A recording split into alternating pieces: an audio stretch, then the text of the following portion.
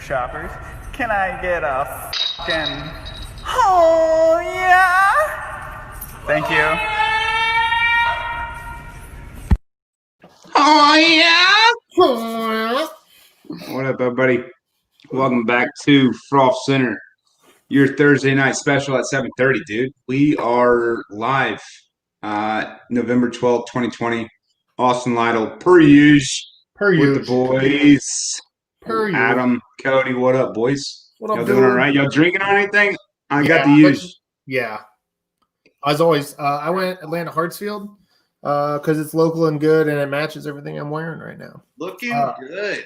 Can I get a hell yeah for the hats? I'll be online soon. Quit bugging me about it. I'm doing it. I want to make a commercial, and the weather's been shitty, so we'll get there. But first, 1100 rated hype man himself. What's up, everybody? How are y'all tonight? I'm doing my normal whiskey. I mixed it up. I got whiskey and 7-Up tonight. Oh, 7-Up. Whoa. Actual 7-Up or Sprite? 7-Up. No, it's 7-Up. I don't doubt the man if he says 7-Up. Legit 7-Up. Whiskey sevens. Yeah. Yo, so I guess we're holding a little bit for our guests tonight. Yeah, we can do a little local news. Yeah, let's hold up. Let's do it. Let's do it. A little local news. The first thing, ADGO bag tag finale. Alden Harris won it. Took home $500.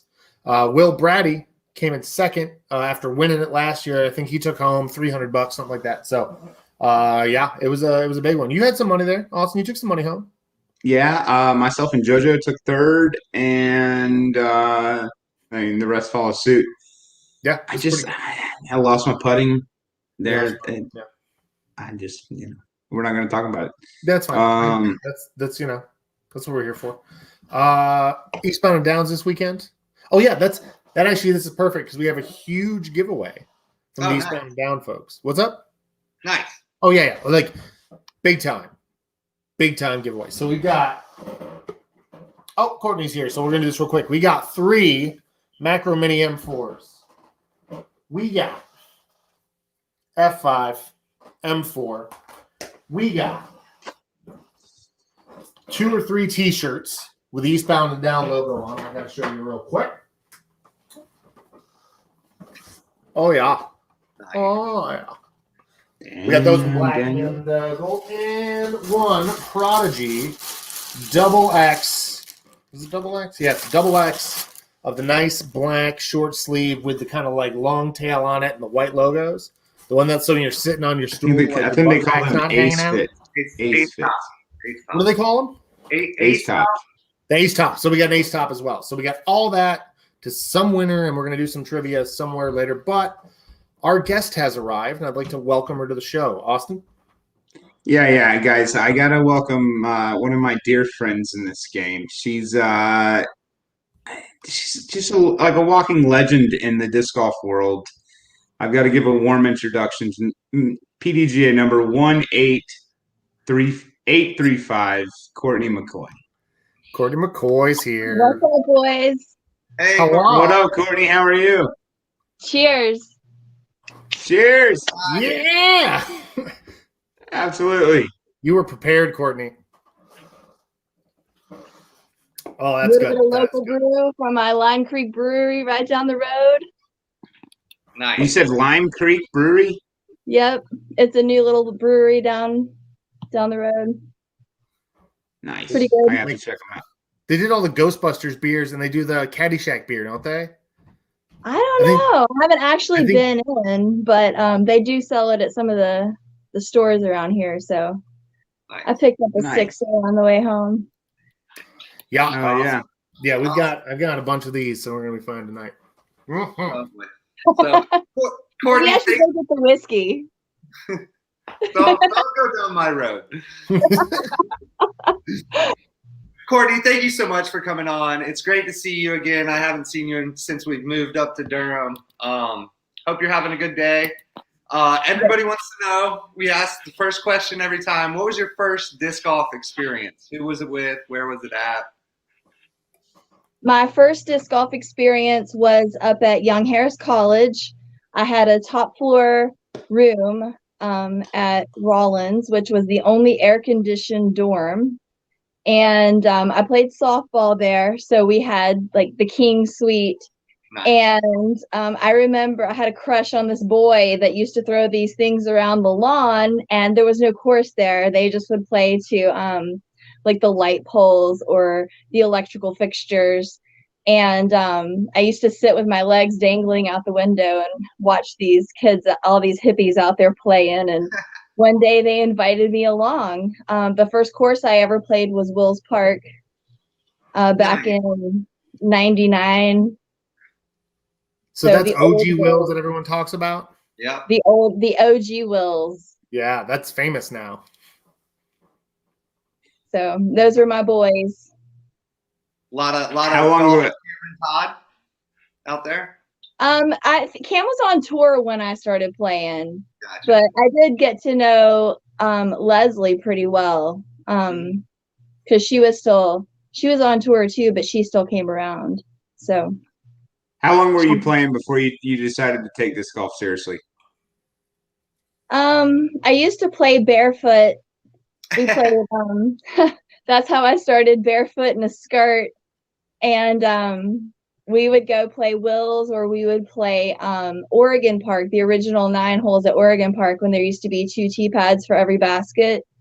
And I probably started taking it seriously about a year into it, when there's so many of the boys around were so kind to me, and they took me under their wing and like, damn girl, you can throw, like you should really like try to do this for real. And this is back when there was no course directory, there was no tournament directory. You had to look in the newspaper style magazine to see where any of the tournaments were, and I had no idea that girls could even play in the tournaments because there was so many. Just I was the only girl. Yeah. So that's when I started taking it seriously. Probably 2 years in. I've never played an amateur tournament unless I was playing with the guys. Oh yeah. Is there a particular win to you that stands out in your mind? One that like made you decide to, like, you wanted to start traveling and playing tournaments? I don't think I had a win when I decided that was like really, really important to me when I started touring. The thing that gave me the bug for touring was Ryan Renz and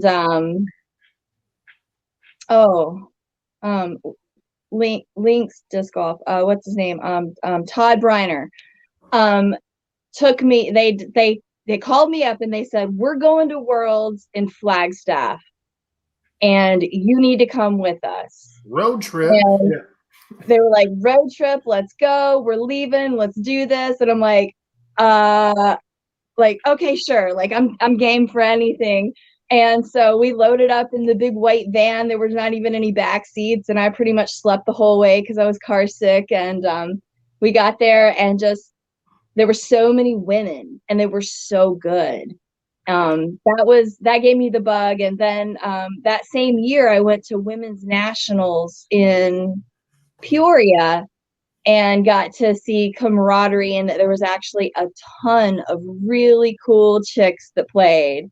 So that was the year. It was, I think, 2003. Hell yeah. Very nice. I gotta know, I'm an Innova nerd. You've been playing for Innova for a pretty long time. What mold has been in your bag the longest playing with Innova? The Rock. That's a good answer. What's the newest one that snuck in? What's the newest mold you got? So I really love the Rock X3. Okay. I actually have 2 sitting underneath my little propped up phone here that Josh Henley gave me that are really awesome stamps. And probably like my favorite driver right now is the Champion Turn. And my favorite McCoys are turn nerds. Right. They're so great in the woods. They're great in the open. They're just such good utility drivers. They hold the line. Yeah, I'm a bit jealous of them sometimes. And they're really good for people that don't have that massive arm. They're good for such a wide range of players, from true staunch professionals to girls like me that throw like 300, 320. And they're really controllable. And then besides that, I'd say that my favorite disc they've come out with lately is the Mamba. Oh yeah. Nice. If I ever win a world championship or get back on team champion and get my own disc, it will be the champion Mamba. There you go. I like that goal too. On your rocks, how do you run your rocks? Do you do you filter them? Do you use different plastics for different stabilities? Or do you like to beat them up? So I had knee surgery about 4.5 years ago, and it pretty much stopped me in my tracks. And I got to think a lot about disc golf and what I wanted my game to look like when I got back. And I decided that I was not ever going to go down a steep hill for another disc. I will take my stroke and throw from where I was. I will never go into a lake for a disc again. I will never go into a rushing creek for a disc again. So I completely reconfigured my bag, and there's nothing in my bag that is not replaceable, that I can't walk to the nearest disc stand and buy another one, or go to my back of my trunk and get another one, because there's too many molds that Innova makes in all different stabilities. So you don't have to keep beat-in discs in your bag anymore. That's a thing of the past, and it's nonsense. So with my rocks, I do have a good beat-in rock, but it's just because it's kind of sentimental. Mm-hmm. Okay. But now I have, instead of having to have a good beat-in rock, they make the Wombat 3, and straight off the shelf, it is a beat-in rock. And so then I have my beat rock, and then I have my straight rock that is a color glow, and then I have my Rock X3 that's my stable rock. Are they all DX or Color Glow or KC, or do you do any of the premium plastics? The Rock X3s are always going to be champion. Always champion. Okay, yeah, gotcha. Because what did we get? We got some flat top glow at the Iron Leaf. Some flat top glow. I want to say they were Rock 3s. Maybe they were like the peachy glow, and they were awesome out of the box. Yeah, and they're so pretty. Mm-hmm. The color's great. And they're fantastic for drawing on, and they really hold your marker well. Nice. Good. Now they're good to know. That's important to you. Before Innova, were you throwing just mixed bag stuff, or did you just start with Innova and stay with Innova with Lifer? Or? I think my first disc was like a number 2 slice or something. I had one of my first ones. Yeah, the old albatross. I had a couple of buzzes in my bag. That was the hardest to let go of when I switched to Innova. And I had an X2, and that was a really great disc, but that was easily replaced with the Valkyrie. Nice. Cool. What is an X2? It was a Discraft disc. Yeah, the old Discraft. Okay, yeah. Sorry, excuse my was it the X2 Cyclone? Newcomer. No. No, something different, yeah. Well, it's Cyclone X. That's what I'm thinking of. Here's what I knew at that point. Yeah. It was the Robin's Egg blue one. Mm-hmm. Okay. Okay. Right. Yeah, got it. And then the Buzz was the yellow one. Oh, okay. I got you. Okay, yeah, I get it. I got you. That was a good disc too, I bet. It was. So, Courtney, you're on a little bit of a farm down there. Where'd you grow up? Have you always lived in Georgia? Have you always lived on a farm? I grew up in Georgia. I grew up in Union City in Southwest Atlanta, which is right next to College Park. There's quite a few rappers from that area. And I've lived in Georgia my whole life, with the exception of the 2 years that I moved to Oklahoma to snag Kevin. And then there was an ice storm that lasted like 74 days. And it looked like a bomb had gone off, and I was like, I'm done. We're going back to the warmth where we have air conditioning and flip-flops year round. Like, I can't deal with this. I hate snow. I hate ice. I need heat. Give me 100 or nothing. And then a few years where I was on tour. So that you kind of don't have an address when you're really on tour. Yeah, absolutely. Well, it was Tall Man on that one too. That's funny. Okay, so you just played the Fall Frenzy with the Gals group this weekend. Yes. They sold that tournament out. Almost 70 women and girls. What did they do right? Like, how did they get that turnout? Like, what is it about that finally, I think there are a lot of tournament directors struggling to get women involved. And what did they do? I mean, besides it being an all-female tournament, how do you get 70 is almost an unheard number around here. So there's quite a few factors that I think made their tournament successful. Mm-hmm. The location was perfect. The course was great. Very female friendly. Having it on a Sunday. Sunday is the easiest day to get a babysitter. It's the day that your man is less likely to have a one-day tournament. The location was fantastic in reference to where it was in Atlanta. It was easy to get to from all directions. Even from me living south of the city, it was super easy just to shoot up the west side of Atlanta and get there. And even if there had been traffic, there's always other alternate routes you can take that are outside the Beltline. Mm-hmm. So, and then the most important thing is who ran it. I mean, you can't find better women to run a tournament than those women. I mean, they are just so quality. They're always the same. They're consistent promoters. Then you throw Sierra in the mix, and everybody wants to be around Sierra because she's just straight joy every single time you see her. And she's hungry for the game. And she's gonna be so good because of her hunger and her athleticism, and she understands the definition. I catch that vibe too. She's got the vibe. And then Peggy and Amanda are just amazing to be around. And the thing that I love the most about their tournaments, and the thing that attracts me to their tournaments the most, is not only the pull that they get for the amount of women that they get and just how smart they run their tournaments, but it's that you're disqualified if you talk about politics. I didn't know that was a rule. How did you guys do that? Was on Sunday, this tournament? Yep.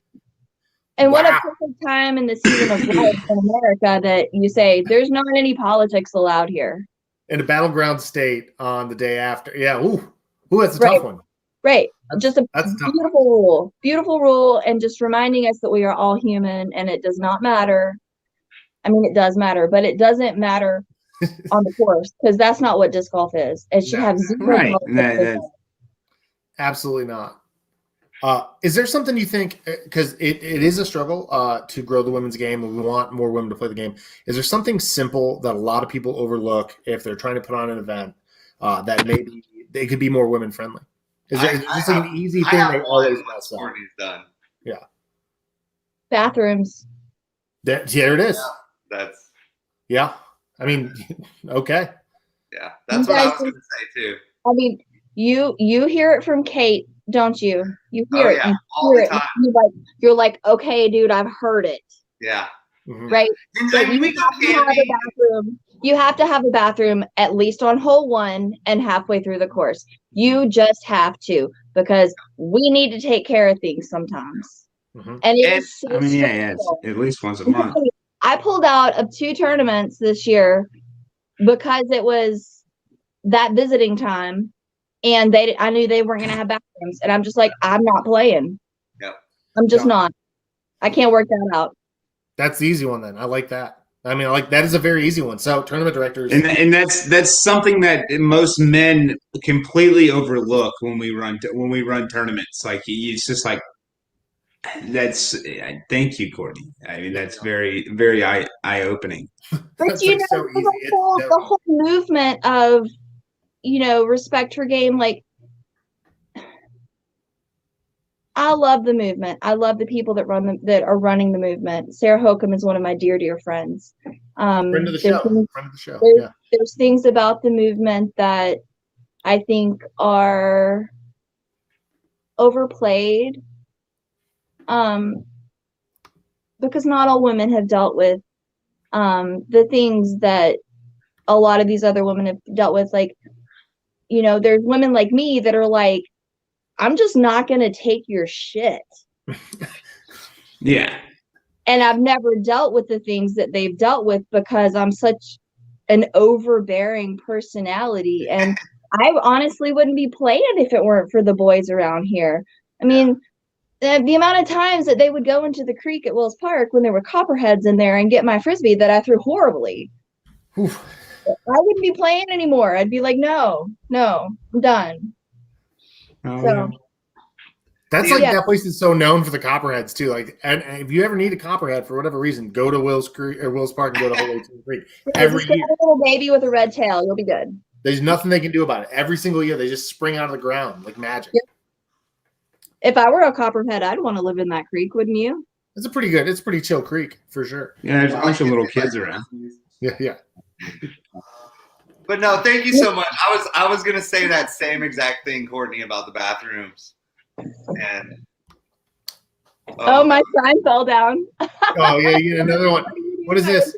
We got feather banners.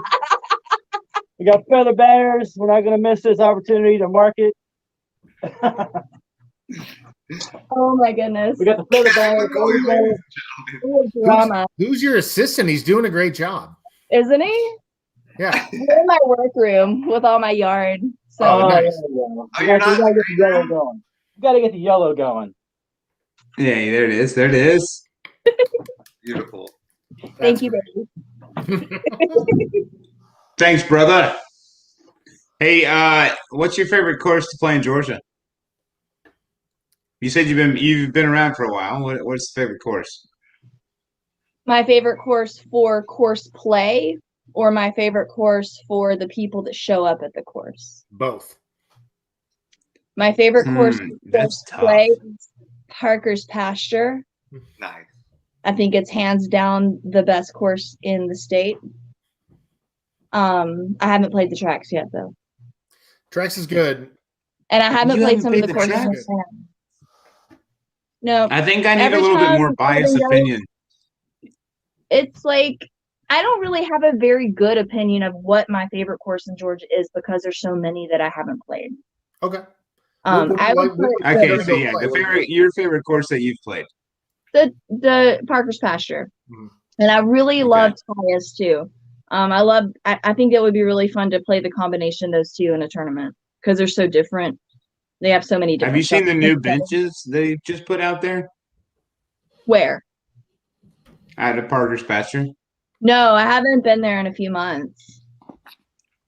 Okay, you're gonna be mad. Am I going to be mad? Oh, you Yeah. haven't seen those benches. I haven't heard about the benches. Well, I don't even know what Spill they're the tea, girls. Spill the tea. I'll see. There was Somebody's out there just going around and like messing the whole course up. Like there's gnomes just like rolling around the course, like putting benches in front of the lines from the long tees to the short tees, and Oh, like they're moving them? no, like somebody went out and put 36 benches out on the course and trying to help some people, but he put them right in the middle of the fairway. Oh. Well, then And, like, right next to the we'll just call Yoder and we'll just get that fixed. Then that's no big deal. That's easy. Yeah. Okay. That's easy. it's I thought you were more talking about funny. vandalism or something. Get My Yoda. favorite- No vandalism. Well, it's almost vandalism when you look at it, but Well, I mean, come on, dude. It's a bench.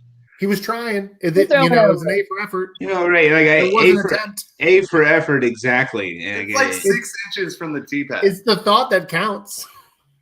Hey, And man, it's I like- played courses where you were afraid to hit your hand on a tree on the backswing from the tee pad. Hey, that's my home There's one of the course. You don't tracks. talk about There's one of the Sequoia like tracks. that. There's one of the tracks where the T-pad's got one. It's 13 blue, the tracks. Really? That's right there. Just right there. Yeah, I That's don't here. think that's acceptable. I don't ever want to be worried about hitting my hand when I'm throwing a drive. That's Oh my God. completely I watched my unacceptable. buddy's arm bend the other day. I was like, oh. I kind of feel the same way about trees within like 10 feet of the basket. I think there should be a sacred circle. Yeah, I agree with I that. agree with that as well. I agree. What do you think, 50 feet? 50 feet sacred circle? No, 30. So I think Or there should be 25. no bushcraft, and no trees smaller than your Bushcraft, arm. dude. I love that term, Courtney. Oh my goodness. Coined it. That is saved to the decks. So I think there should be no trees smaller than your arm in the circle. With the exception that they are trying to grow old wise oak trees. Yeah. But I'm totally cool with huge trees being in the circle. Do not cut those down. Please God, don't cut those down. They tell stories. You can feel their spirit. But within 30 feet or the circle, I feel like that should be a sacred circle. Like Yeah, there's your no spirit is central spinning. land. You need If they're in the to circle. play the tracks. You need to play the tracks. You'd like the tracks, I think. There's a 150-year-old oak tree on hole 15, and it is absolutely beautiful. Nice. You almost drive my Prius through it. It's amazing. Yeah. Yeah. What's your favorite course you've ever played in the world? Harmon Hills. Harmon Hills in Tennessee. Oh yeah. Just right there, just knew it. Right off the top of that. Just Like Yep. that course right there is just boom shakalaka. Like it's everything you want. It's got the spirit of the family that owns it. They are just amazing, so welcoming. The course is really hard. It's emotionally draining. It's physically draining. It's very long. It's very well kept. The baskets are fantastic. The greens are amazing. There is nothing bad that I can say about that course. Not one bad thing. I've And heard usually nothing when but we're good playing in things Harmon Hills, about Tim Harmon Boyle Hills. is running the tournament, and he is the best tournament director in the country. what's his name one more time? Say it for the Tim Barr? Tim Barr. Tim Barr. My man. My Yeah. man. I love me some Tim Barr. Tim and Donna. Yeah. I like Donna equally as Jason Light, of course. Right. I like Jason. Donna, and they're both good people. Yep. She's one of the best putters in the world. Yeah, I know it. Courtney, who's the favorite person you've ever played with, like on the same card during the tournament, or just practice? Who's your favorite two player? Favorite person to be on a card with? I mean, besides your husband, come on. I don't play with Kevin. Yeah, I don't blame you. I don't blame you one bit. Really? He walks too damn fast. I feel like I'm playing with Daddy Longlegs, and I'm over here with stumpy legs. I can't keep up with him. Okay, I can see that because But like there's I feel like Ryan every time. Watson. I love Ryan Watson. He did our weather one time sitting next to his pot plants in Canada, and it was the funniest thing ever. I loved it. Well, he just had his harvest too. It was great. I love Ryan Watson. I miss him. Oh, So do much. we. My favorite. So, like, can I have like favorite girls and favorite guys? Can I just like make my own rules up? Because like that's what I like to Go do. ahead. Go ahead with it. You have earned it. So, Do you, my boo boo? favorite two girls to play with are Pam and Sandy. All right. Pam and Ramsey Sandy, and Sandy okay. Gaff. They are my ride or die. And my favorite boys to play with.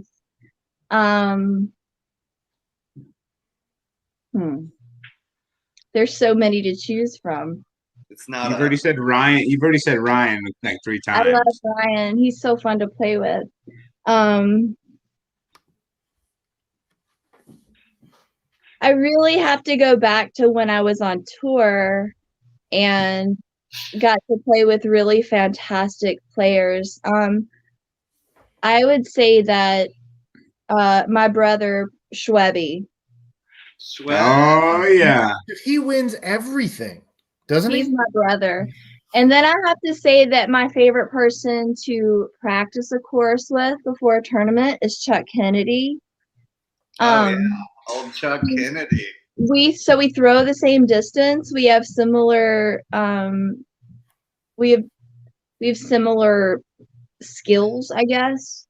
And the way he analyzes a course and breaks it down, we think similarly. We're both mathematical people, and like what are the percentages of actually throwing this shot on this hole when the time comes? You know, he breaks it down like that, and I love that. I feel like I can like conquer the world after I've done a practice round with Chuck. So I love CK.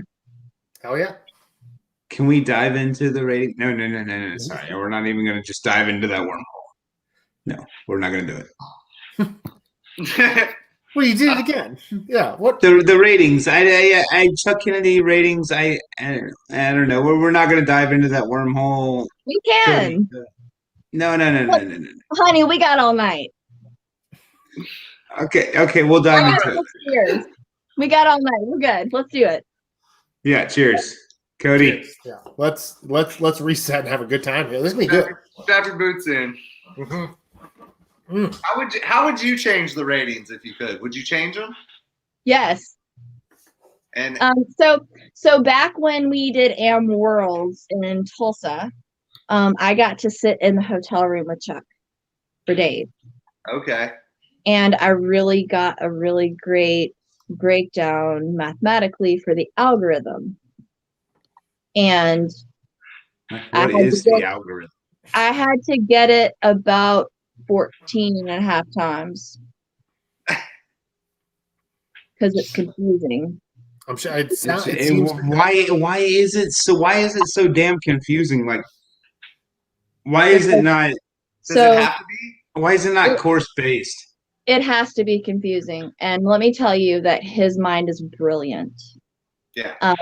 Nothing short of brilliant. And I think that when the algorithm was written, it worked. Gotcha. Before we had these 13, 14 speed drivers, and before the courses were basic par was 450 feet. Back when par was 300 feet, which is what it should be for women, the algorithm worked. The ratings worked. Was the idea to get the number perfect? Was like 900 or 1,000 supposed to be the perfect number? Was that the idea? 1,000 was supposed to be perfect. And when I was rated 950, it was accurate. Mm-hmm. Well, I could walk off the course with my knowledge of the numbers and tell you within 3 digits of what my round was going to be rated. Mm-hmm. It was on point. Yeah. Now that we have these players who are just unbelievable and like they've broken it, haven't they? They've broken the algorithm. So I feel like the courses should rate the players. Yes. Yes. I think it's a huge, long process, and I don't know if we'll ever get there because I don't know if the PDGA is willing to put in the work. Do you think the players They definitely have the money for it? Rate the course? Like if you have 10,000 rated players play a course 10 times and they collectively rate out together at 990, should that be a 990 rated course? I think it doesn't matter what rating the player is that plays it. I think if you have a 1070 player, then you can easily offset and have a 930 player play as well, and then you average their scores to make the 1,000. Okay. All right.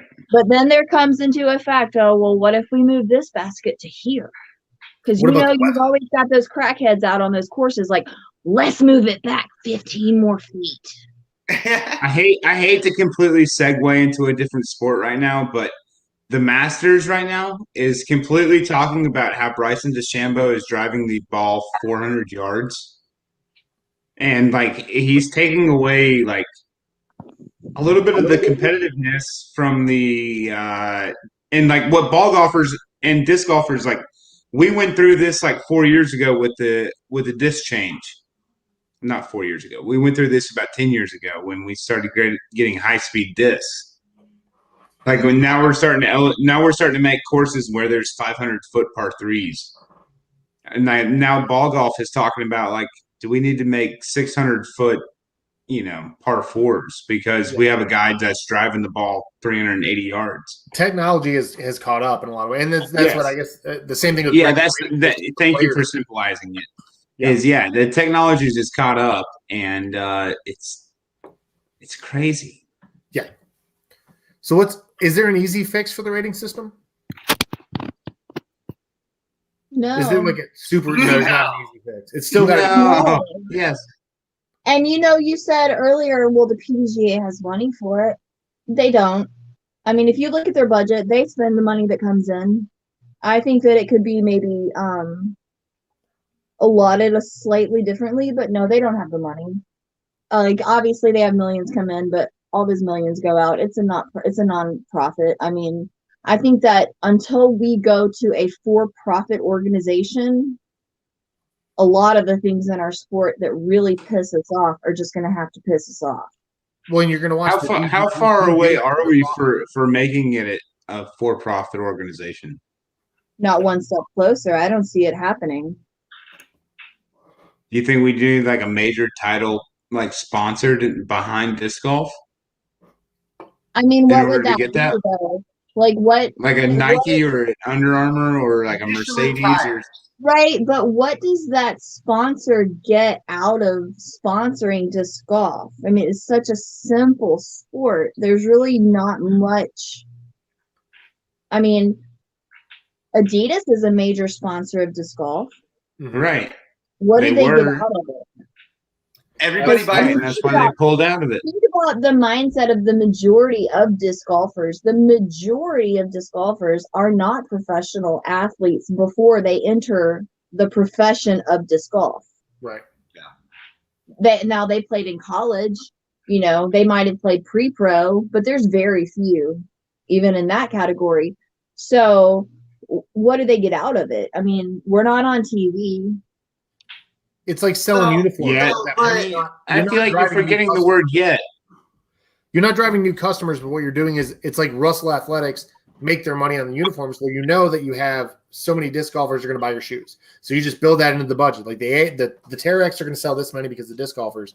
Russell Athletic is going to sell this many jerseys because Georgia Tech and Clemson buy Russell Athletic jerseys. So it's not. There's no fanfare. There's not a TV commercial that's driving people to Adidas. Yeah. Right. So it's just people in the know already. They can't actually grow that because it's already there. I honestly think if Firestone Tires or Michelin Tires sponsored a big tour event, I think they would see an increase in numbers. I mean, 100,000 people watch Jomez every week. That's true, and that's a good sponsor.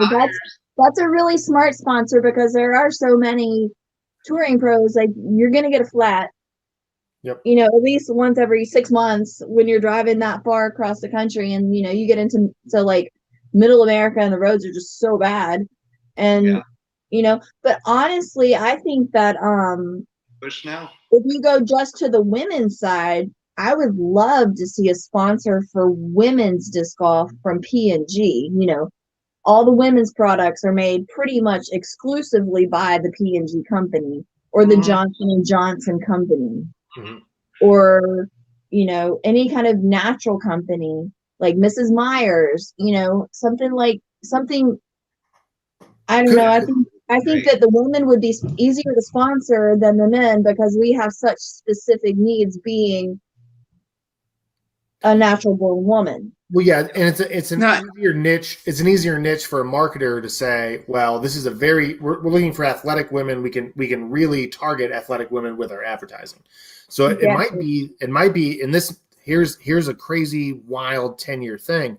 The women's disc golf game might save disc golf by bringing in a sponsor that can target so specifically that the money comes into the sport. Other companies see value in disc golf. I mean, it could be like you're saying, P&G comes in and throws a lot of money, just like Arby's tried.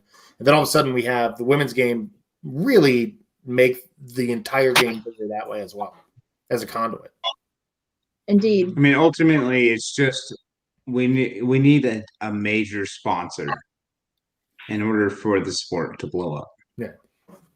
We need people to be able to make a living on the road. Yeah. And be able to support themselves 5 years after they finish, and at least 5 years. Come on, whatever.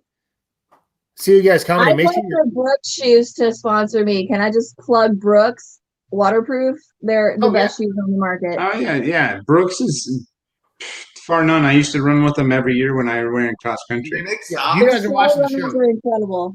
Tag Brooks right here in the comments so they see it. Their social marketing team's gonna have to go look and see what is this weird video that we're tagged in. What is going on? Or maybe we'll make it happen. They'll remember Courtney. Oh yeah, we remember her. Here's the thing: it's like minute 39. We're gonna get her some shoes. Let's do it. Please. Let's use the power of the internet for good today. Let's be good people today. I think. What a concept. From the business side of the sport to the culture side of the sport. You've been playing disc golf professionally almost 20 years now. in the culture of the sport, what has changed the most in those 20 years, do you think? The way the players treat each other. Yeah. Is it better or worse? It's worse. Oh, really? I would not have guessed that was the answer. Gosh, that sounds so pessimistic. No, but I mean, that's what we're here for. We're supposed to be the weird, edgy show. So when we used to tour, we were a family. We had caravans. If one person didn't cash for a couple weeks in a row, like, bro, we got you. Like, come eat with us. We got you. Like, we'll buy your beers or whatever. We'll buy your dinner.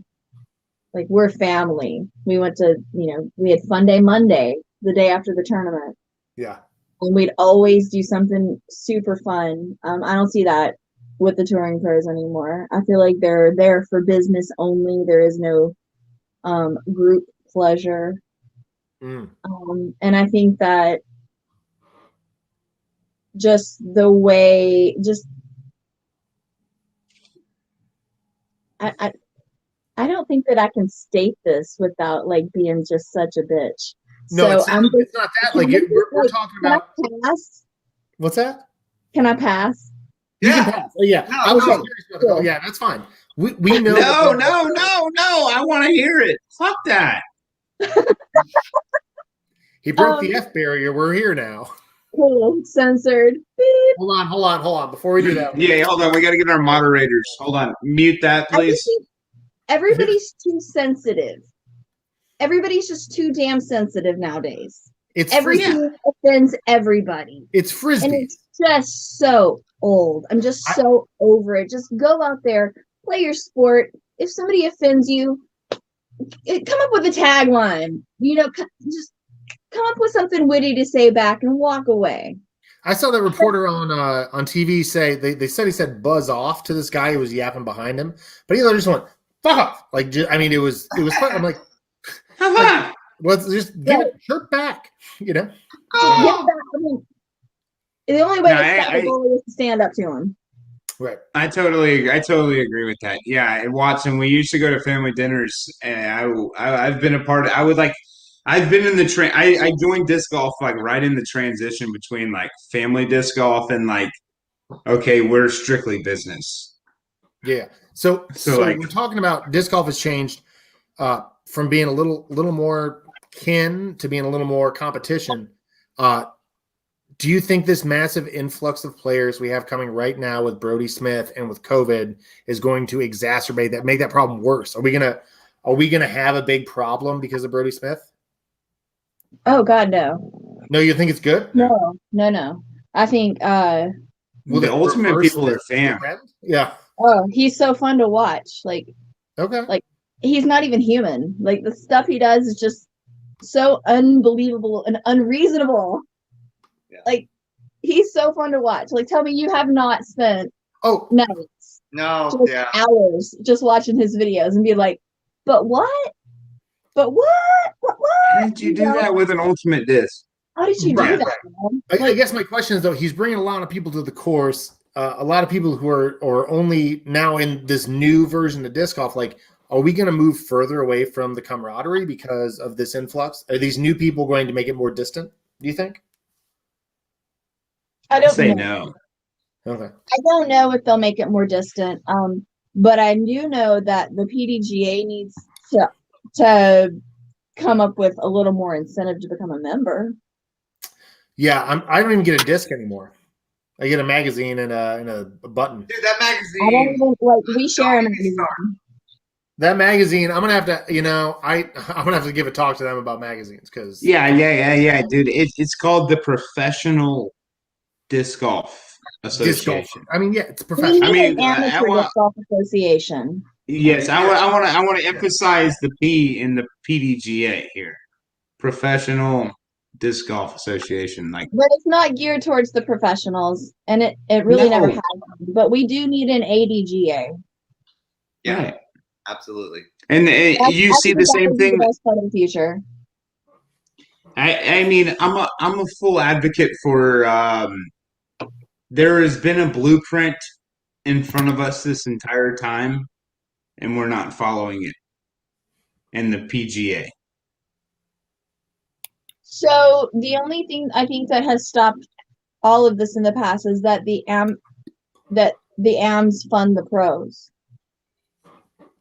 So Which in is order which for is that vicious circle to stop, we do have to get a major sponsor for the professional side of the disc golf. And until that happens, we'll never separate from the amateurs. right. So But like as the PDGA right now, we're feeding off of the ADGA, exactly. and that is, Yep. I feel like that is the biggest problem in disc golf at the And moment. that's why most TDs do not gear themselves to the pros. Correct, and they don't give a fuck about the pros. Sorry, They don't I'm make They any don't money. make enough of the pros. And I'm one of them. If you Unless don't, they can- if you run a tournament and you don't make money running the tournament, you shouldn't run tournaments. Right. Correct. It's a job. Have you Yeah. seen the Masters coverage this weekend where you can go in and you can download their app and you can have a personalized experience and you can go to any player on any hole for any You can- shot? You can watch any card you want. You can make your It's card up. art. That is artwork at its finest. Isn't that It's phenomenal? Wouldn't it be great if we could somehow get the because they're always the forefront of what disc golf should be. Wouldn't it be great if we could somehow figure out for USDGC to do that? Wouldn't that be amazing? It would And be. let that be Not just the standard. USDGC, but the women's nationals. If they continue to do that, They said I they're watched the thinking of women's doing that. nationals more than I watched the USDGC this year. Honestly, And why do you think you watch the women more? Because they're more comparable for me. Yeah, not just more That's what comparable, most but men it's say. I think it's more compelling too. I think Paige being kind of like the Michael Jordan of women's disc golf right now. It's fun to watch Paige because she's just that good. Like I think that's more so what it is for me. I was such a Michael Jordan fan growing up. I love watching somebody dominate, not so much dominate, but like also like face the battles of like in between rounds when she's like not doing so well, but she's fighting it. I don't know. It's I like watching. it's a different thing than seeing on the men's side. It was great. Don't get me wrong. And seeing Paul not on the top makes men's disc golf more compelling, but women's is more compelling because Paige is still where Paul was in 2015, 2016. So it's one of those things I'm drawn into. Paul because he's such a nice guy. Well, I want to see the greatness. I want to see the greatness that Paige is. You know what I mean? Like I want to witness it in real time because I know I'm seeing something I may never see again. For me, I think that's it, Adam. I think that's it, Adam. I'm witnessing greatness, and I want to continue to watch it. Yeah. For me, it just So kind of depends on the course too, because who doesn't want to watch Michael Johansson and Conrad throw some sick lines through the wood? Right. Depends on the course too, for sure. Yeah, For definitely. sure. For sure. But What were you gonna say, Courtney? You had a question for us. It sounded like. Can we talk about feature cards? Oh yeah, for sure. Yeah. That goes back to our Barry conversation last week when we asked him to be if he was president. I couldn't have loved that answer even more when he said no more feature cards in the PDGA. I literally stood up and whooped and hollered when he said that. I'm like, Yeah, I think it's the dumbest thing in the entire world. they are so unfair. Yeah, you never see like Tiger and Dustin Johnson number 1 and 2 in the world on the same card together in the PGA. Like So it's just not fair. It used to be when you had random draw for the women's cards, you would take the top rated player. So if you had 20 women, you would have 20, 16, or 20, 16, 12, 8, and 4. yeah, And that would be your 5 cards. And then you would put the 19th player with the 3rd player and it would be completely even. You would have the 5 best players on all separate cards, the 5 worst players on all separate cards, and then all the fill-ins. Yeah, I totally agree with that 100%. Nobody gets to play with Paige. Nobody gets to play with Katrina. Nobody gets to play with Sarah Holcomb. Nobody gets to play with Ellen. It's just they're gonna get to the feature card after the first round. Okay. Yeah, why not just like let everybody get a chance and like at least like learn something. That's what like honestly taught me was like the randomization of playing with like random pros when I would go to these bigger tournaments is like, you learn something from playing with people that are better than you. Yes. And everybody pays the same price to get into the tournament. They should have the same ability to get on a lead card or play with Paul Macbeth or play with Simon, and they shouldn't be And forced. it is a competitive advantage to playing with better players, Absolutely. no matter who you Absolutely. talk to. And if they say there's not, they're lying. But does that get wiped out by being on film? Like Yeah. having cameras? Oh, does Lord, that. no, please film me and please follow me around because I'm going to get cocky and play better. You're one Yeah. of those. You play Everybody, better. everybody does. Confident. Yeah. Are you more confident Then than it's quiet like- on the course? You think? You're also Like you giving said- more people the opportunity to expose themselves in the game and like increase their media boost Right. by putting them on camera. No, What no, is- Give Courtney, everybody a chance in this game. Are you a more confident person or a more like quietly competitive when you're on the course? What kind of player would you say you are?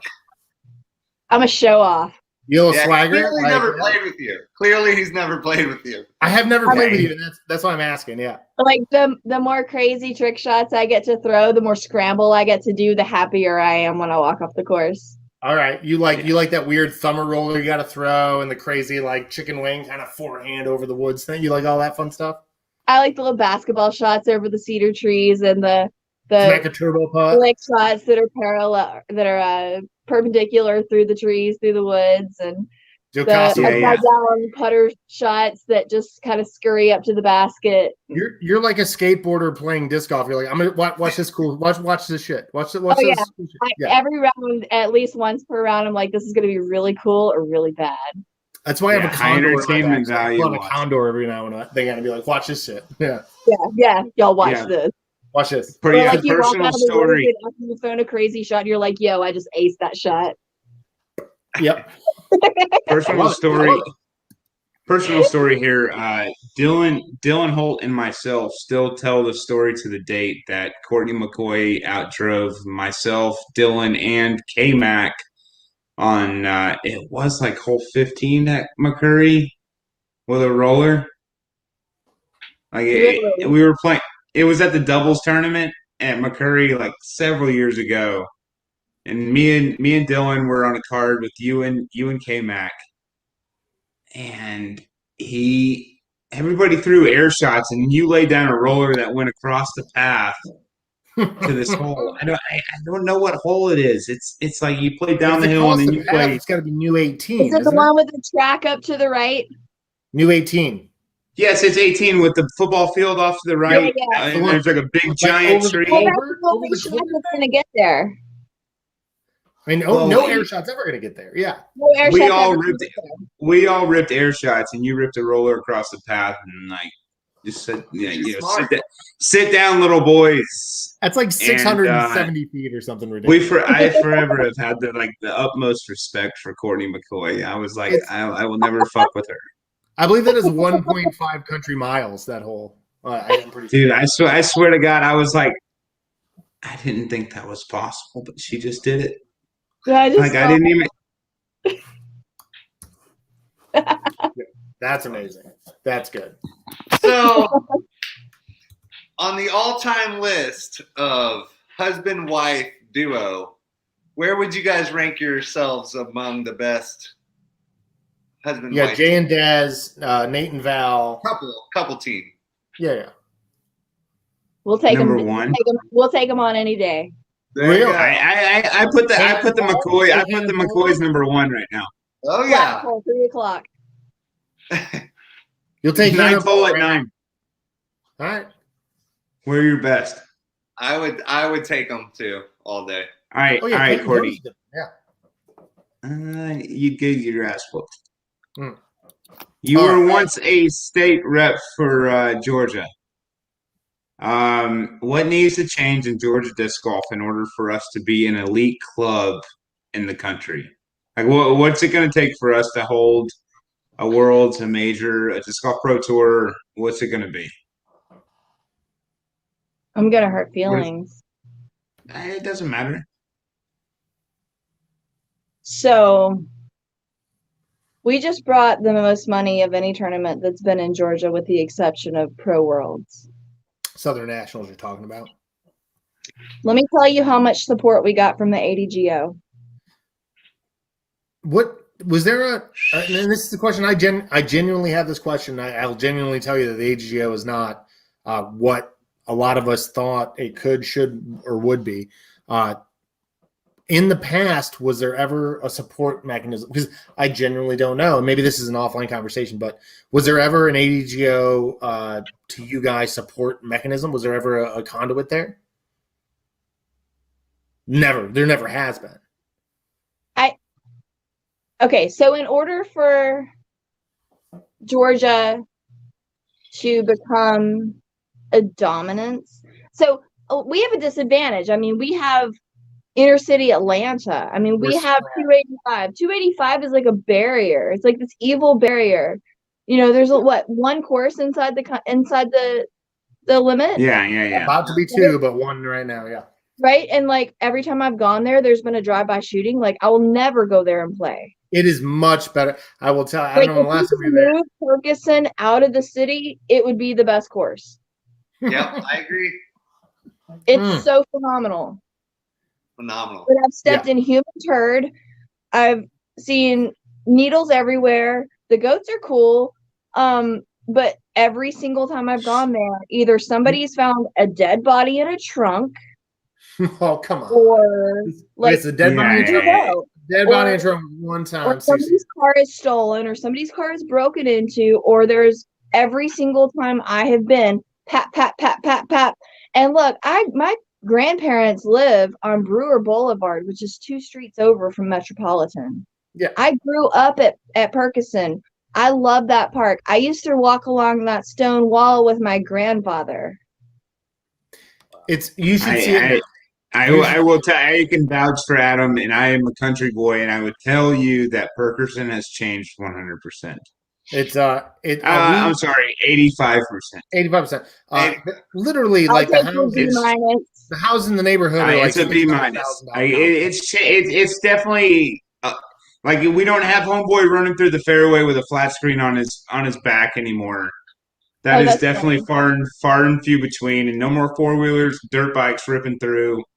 Like Ferguson has changed, and you'd be surprised. You go out there and you watch some hippies walk through the street with dogs, and you're like, because they've redone all the neighborhoods around there too, right? Like, yes, they're starting.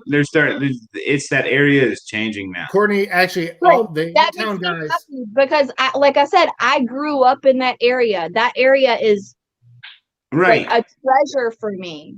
I used to go over to, what is the Kroger City Center was where we shop for food with my grandmother. Yeah. Like that's not that's similar. That area is in my heart. Like I have such fond memories of the huge library and the park. I mean, I voted at that library. I want it to be great. I want it to be amazing because the course, holy cow, the course is I'm going to say, you and I have never played around together, and I will gladly take you and Kevin and I can go play at Perk. I'm going to promise you, you will have a new opinion. I guarantee it. I'll put $100 that you have a new opinion on. I guarantee. And you'll put a whooping on old Adam there. I mean, you absolutely worked me at my home course, but it is not what it used to be. I'm terrible at Perkison. It's soup. Like there's shots out there that I'm just like, I walk up to the hole and I'm like, there's nothing in my bag that flies like this. Yeah, it's how I feel with Dog River. Dog River, it's like, I don't have a Dog River's not a course anymore, Adam. What's that? Dog River's not a course anymore. Oh, is it? Yeah, and I don't think I've seen it since they took the holes out that were next to the playground. Yes. I remember the old Tim course that Ricker used to set up, and that was the course. Mm. But the permanent course is almost equivalent. The permanent course is good. And like I said, I think I hope and I would think you'd be pleasantly surprised if you come back. That's all I'm saying. Yeah, the neighborhood's definitely changed. I say that. Andy Smith, what's holding Georgia Gigi back? Andy wants to get to that, I guess. Yeah, what's holding Georgia back? Not Perk. Okay, so I think that what's holding Georgia back is ADGO involvement and having a giant. We have that separation of the belt line, right? And so it's really hard to get around Atlanta. Like the traffic is really, really ridiculous. And it's hard to unite the East with the West and the North with the South. It's really hard. So I think that if we're ever going to be successful, we're going to have like a Northern territory, Western territory, Correct. and an Eastern and Southern territory. And then when there are big events, we're going to have like, the community heads of those 4 come together, like on a board, like on a Georgia board of directors or whatever you want to call it. And then unite together and say, okay, well, we can bring this many funds or this many workers or this many hours to this major tournament. And then this is our forte, and this is the talent that we're going to bring from here. And then, we have chainsaws, like, and then like the Southern boys are going to be like, we got our axes and we ain't allergic to poison ivy, like, I think that everybody, if we can get 4 major groups instead of 1, I think that would be the key. I think I don't want to leak any information, but this has been a spicy conversation already. So I want to say that it's already kind of in the works. I am first and foremost like running a Northeast disc golf league coming up this year. Cool. We'll be starting an organization, and I think the Southside League's already got something going on, like with what Tyson and Hartley's doing. Like he's already the president. There are cliques that need to just come together and have beers one day. And if we can just get the Cobb County, like I'm good friends with the Cobb County organization. If we can just like all like merge together and like Cobb, something right? together. Like Phil and Whitman and Hartley and Barry and Kevin. Barry's out. Barry's doing your old job. Barry's the state guy now. Well, I know, but like if all of y'all can get together, all you great-minded men can get together. We all have great minds together. Yeah, exactly. Yeah. Like, can you even imagine how fire that would be? I will tell you. I have no doubt in my mind that we could put on an amazing event, and it would probably. I would need you to pump them up because it's tough to get people out sometimes. You know what? Yeah, you're absolutely right. There needs to be a little more cohesion. I think that there are groups that should be kind of working together. Like I think Tyson and Hartley on the South Side is a really good example of what you're talking about. Yeah. Tim Bell, Leon just commented and said West Side Douglasville area is huge in disc golf right now. Well, actually, you know what? Now let's region. You know what? I was going to say, yeah, you're right, but Leon is on the West Side, so we can leave the West Side off. That's fine. We don't need he's just a bagger. But can we talk how good Boundary Waters 1 and 2 are? They're so fun. They are fun. Yeah, exactly. Fun factor. I really love, and Tim Bell's really fun. His putting one starts great. One Like of the you best hole walk ones. those courses and you're not exhausted and you had a great day. Yeah, exactly. All right, so we're speaking of Georgia disc golf courses. Which one would take the first? Let's say our disc golf pro tour that we host. What courses do you think would host it? Is there even one? Yeah, courses or course? Cinco Lagos. Lagos for sure. Right? It's got to be. Parker's Pasture mixed with the tracks. Yeah. Yeah, And then I can agree with that. What are those 2 in North Atlanta? I have not played them. There's two. Yeah. Little Mulberry and Chattahoochee. Yes. I've not played either one of those, but I hear such good things about them. Mulberry, yes. Chattahoochee Point's a lot like Oregon Point. I don't think Little Mulberry is a championship level course. I wouldn't say so. I would say Lula is. Lula makes sense. Wait, and Lula's like about to just be like the bomb diggity. Yeah, they're 27 holes back on the line. You're damn right. I can't wait to go see what they're doing. Yeah, I'm gonna dip my hands in that little bit of that back 18 section. Donovan there's nothing better than going down to the creek and taking your shoes off and walking through that creek after you played around out there. That place is just so magical. Tim Ellis would tell you to bring a pan. You might could find some gold. Might find some gold out there. Yeah. Buddy goes dig some gold out there. Chim taught me distance. Ooh, I bet he did. He ain't no spring chicken no more. I watched him throw a rock 550 downhill at Boomtown on a video, and it scared me. I literally got chills. I was like, "Ooh." Yeah, We I used should to have seen stand in that the video. parking lot at Will's, where Old Hole 4 is. I don't know what number it is now. And we would throw through the trees and see who could throw it over the fence of the road first. Ooh. I bet Tim did it every time. No, not Did you every get it? time, but You beat him? yeah, he could throw it over But every yeah. time we did it. Yeah, him and Scott Renz, my boy, Oh yeah, my Scooter. angel in heaven. Uh-huh. It, Mhm. it always surprised me to watch a dude that was like 5'5" smash a disc 500 feet. I was like, wow. Chris Henby and Brad Hammock Unreal. and Ryan Renz. We were gonna ask you if you have any good old hamster stories. Brad's my friend. I'm not going to tell you the stories. Aww. Oh, is there anybody who's not your friend whose stories you want to tell? There's definitely people I would talk shit about, but that's not important. Courtney, I think you just made it into the trailer for Frolfcenter with. There's definitely people I'd talk shit about. And just put Frolfcenter on the screen. I mean, That's it. Clip it. but I would never say something behind somebody's back that I wouldn't say to their face. So it's probably already I been mean, said. we're live. We can tag them when we're done. You were admirable for that, for sure. Oh man, that's funny. Adam. All right. So we just had Barry Schultz on the episode on the show like 2 weeks ago, and he talked about your first date with Kevin, your husband, who's also an Innova Pro, also a TD. It was at Wrigley Field, I believe, on tour, and that's all I'm going to say. I want to hear your side of the story of this first date. So our first date was at Brewer Stadium. Brewer Stadium. That's Brewer right. Stadium. I'm sorry. Milwaukee. I said Wrigley because I know that Kevin is an undying Cubs fan. But the Cubs were playing the Brewers. That's what it was. Oh, my this is integral to the story, right? Wait Yeah. 1 second. I will be Sure. back in 4.5 seconds. I got something for you. Okay, this could be really fun. I'm not sure what this means, but it's Yeah, fun. I'm going to go grab a beer too. Hold on. Grab a beer. I'll Billy Donovan. It is Mrs. McCoy. Sorry. Yeah. Anywho, that's a little weird. He had another thing. I love the neon green algae growing. Got Paul Bell. What a Paul. There's room down there. Yeah, it's true. Okay, we're gonna bring Courtney back in real quick. Courtney, let me get you on the big screen. Hold on 1 second. I got to figure out how to do this because this app is a little weird. Ooh, it's a fun one. Here we go. What have you got? Okay. So our first date was at Brewer Stadium, Mhm. and we had a good time.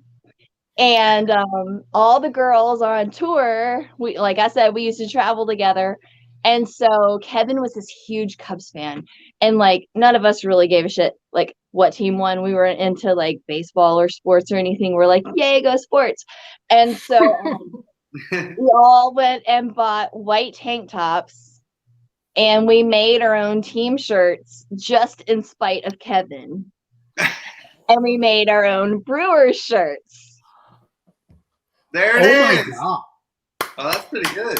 That's actually impressive. This is incredible. Young Dude, 19. yanked?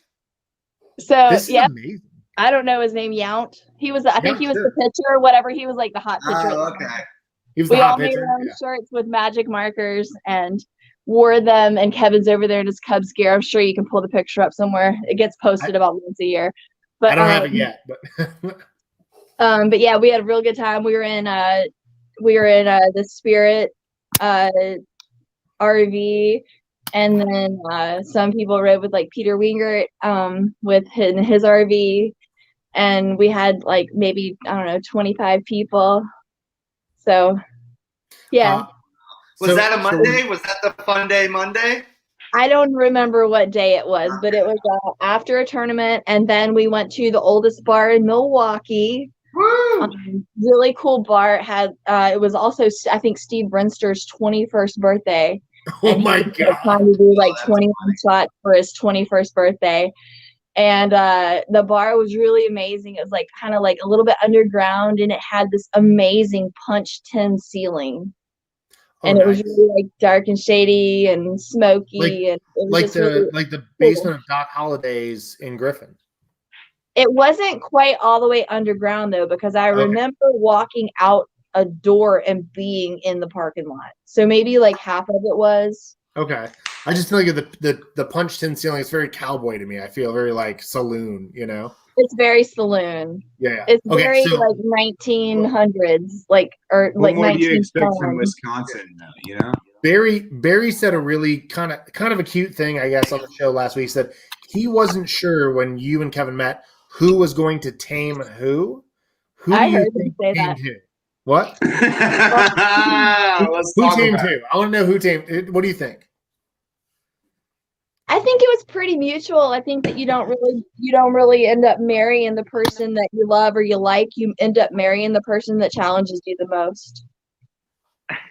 I like that. That's great. And yeah, not to talk a bunch about your husband, but I thought that story was cute, and I wanted to hear your take on it because I thought you'd have one. So thank you for that. Yeah. I think Austin, you're up, bud. Dude, We got fun stuff now. Now it's fun time. Thank you. Okay, okay. yeah, no more serious stuff. I mean, this one's kind of serious, I guess. I mean, That's sort of. What It doesn't. yeah, this is serious. What are you gonna do if I make you the president of the PDGA? What's first order in action? I voted for you for state rep, by the way. I'm gonna vote for you for president if you go for it. But what are you gonna do firsthand? This is going to be really unpopular. We've had worse. Trust us. Yeah. Because I feel like we can't fight For your right. the Oh, sorry. decision to support women's rights in disc golf. I feel like I would change it to ratings divisions over sex divisions. Just Nice. make because you've played MA1. That was kind of a thing you did that was out of the norm. Yeah. You I played don't hate that at all. And also, MPO does not mean men's male pro open. It means mixed pro open. So women can always, and I think the USDGC, there were times that women would play as well, right? Right. So if you had They divisions, qualified. Oh yeah, but Right. I'm sorry. I think. She's frozen in the light. Dude, Dude, we got I- Courtney frozen. Hopefully she'll kick back on here in a second. That's whatever. And Paul Bell says he's fine with that idea. I think he's right. Like, what do you guys think 20 about playing points against of each. everybody rated your rating? There she is. Okay. We got her. Sorry. Let me get you back. No, you're good. We were saying playing ratings and ratings instead of divisions. I totally 100% agree with that. Almost like there shouldn't be any separation between people. Yeah. And you've done that though, right? Right, Courtney? Because there is no separation between people, and it's not fair for men to play in women's divisions. Yeah. Period. Yeah. Period. But it's like but I will respect you as a person. I will march with you. I will fight for your rights. But when your rights start impeding on mine as a woman, that my grandmother and my mother fought for, then I have to draw the line. And there has to be a line in everything in your life, or you stand for nothing. And I would, instead of fighting that fight, which would really alienate and hurt people's feelings, which is not the gracious thing to do, because we are not put here on this earth to judge. It's not our right to judge. I would totally eliminate the scenario, and I would. God, that's so You're juicy. an A rating. 1,010 and up, you're an A-rated player. 1,010 to what, like 980, you're a B-rated player. Yep. You're going to be playing in the B division. You're going to be playing in the C division. You're going to be playing in the D division. I mean, you could just make rec, intermediate, and whatever, and just kind of squirrely around the ratings. Yeah. Yeah, and that's ultimately like what I'm looking for in like when I'm trying to like looking forward to like running my league coming up soon is like completely mix matching the leagues. Like it's not necessarily like skill based, but just mix matching everybody and like giving everybody a chance to play with everybody. And I think that's just huge. Just like maybe not so much like basing everybody up in like the groups, and that's maybe like how we move forward in the PDGA. But like as far as like my small league, I'm gonna go ahead and mix my everybody up and like mix us all up. Here's a good question. Matt Hummel says, in that scenario, are the cards in tournaments going to be integrated or co-ed? What do you think? It's completely mixed. It's just mixed So- rating. Personally, I would love for disc golf to be co-ed, but then when you have all these women's movements that are completely against that, you're probably going to alienate the women. And also, But creepy personally, dude. I feel like I relate significantly better with the guys than the girls. So I'm not the person to ask when it comes to women's issues Sure. because I don't have those issues. And as much as I try to understand the shoes that they walk in, I never will be able to. Right. And I think that's kind of a life lesson for everybody. That's the golden rule, right? Right. Yeah. That's an incredibly salient and great answer to that question. I really appreciate that. That was really good. Sorry. Yeah. I feel like we could talk like another hour about this. Yeah, because there's so many Wait, ideas. I Like, want to tell you about what you were wrong about last week. Oh, Okay. here we go. please do. I'm When gonna grab you- another beer for this. Fix us. Okay, Yeah. foot fault, right? Has to be seconded. Has to be seconded. Okay, I'll so you're second it. saying Austin had, Anything you Austin got had to the say, rule I wrong. second it. Okay. Any it says in the beginning of the rule book, it's like 80102 or Any scoring CRG 1943. It says any call that results in a player obtaining a stroke penalty must be seconded by someone in the group. And that occurs before the foot fault rule is written in the book, right? It does it because it's like a blanket rule. So it precludes it. It precludes it. However, the rule book should be better. Like it should have that Okay, yeah. So what was the statement under confusion? every single. What was that What? confusion when everybody said, "Oh my God, you can just call a footfall now"? You Is can't. that you don't get another shot, right? That's the You don't get another shot anymore. You Right. used to Yeah, have to I think rethrow. that's the rule. You should just have to rethrow with a one stroke penalty, or no, with a it it used was to just be. You used a to have warning to first. rethrow- You used to have to rethrow with a warning, Right. It was just a The rethrow. first time. Yeah. And but it then still they had to be changed it to seconded. if it was a one stroke penalty. Yeah. And now it's an immediate Immediately. stroke if it's seconded. That's what But if okay. it's Immediate not stroke and seconded, seconded. it's null and That's not void. one person calling. That's what the difference is. Right. We Because last week it eliminates the bully on the card. right, and that's what Right. that's what we screwed up last week is we had said it's just an automatic stroke now. No, it still has to be seconded. We didn't. Yes. That's what it was. Thank you, because we're Yeah, I'm I didn't. doing great. That's 100% correct. I don't know. Okay, so this is one of my favorite questions to ask, especially because I'm an end of a nerd. Let me just give you the keys to the end of a factory for the night. What are you gonna make that you can't get now? So I would quietly sneak in and I would say, Father Dave. Oh, Father Dave, Show me the whip, Dave. Show me the whip. I need XT aviars in a bad way. Can we make them all blue? And then I'd hand him the keys back and I'd say, I could never do it better than you. That's amazing. I love that. Mine is I've told people a million times KC Pro Polecats, and I'm happy. So all I I'm want. sure somebody can dig some of those out of their boxes now. You know, there's so many old school people around here. I hope so, but no, they only made R Pro. They never made KC Pro. I want a stiff polecat. I want something that Okay. breaks every other round. Yeah. Okay.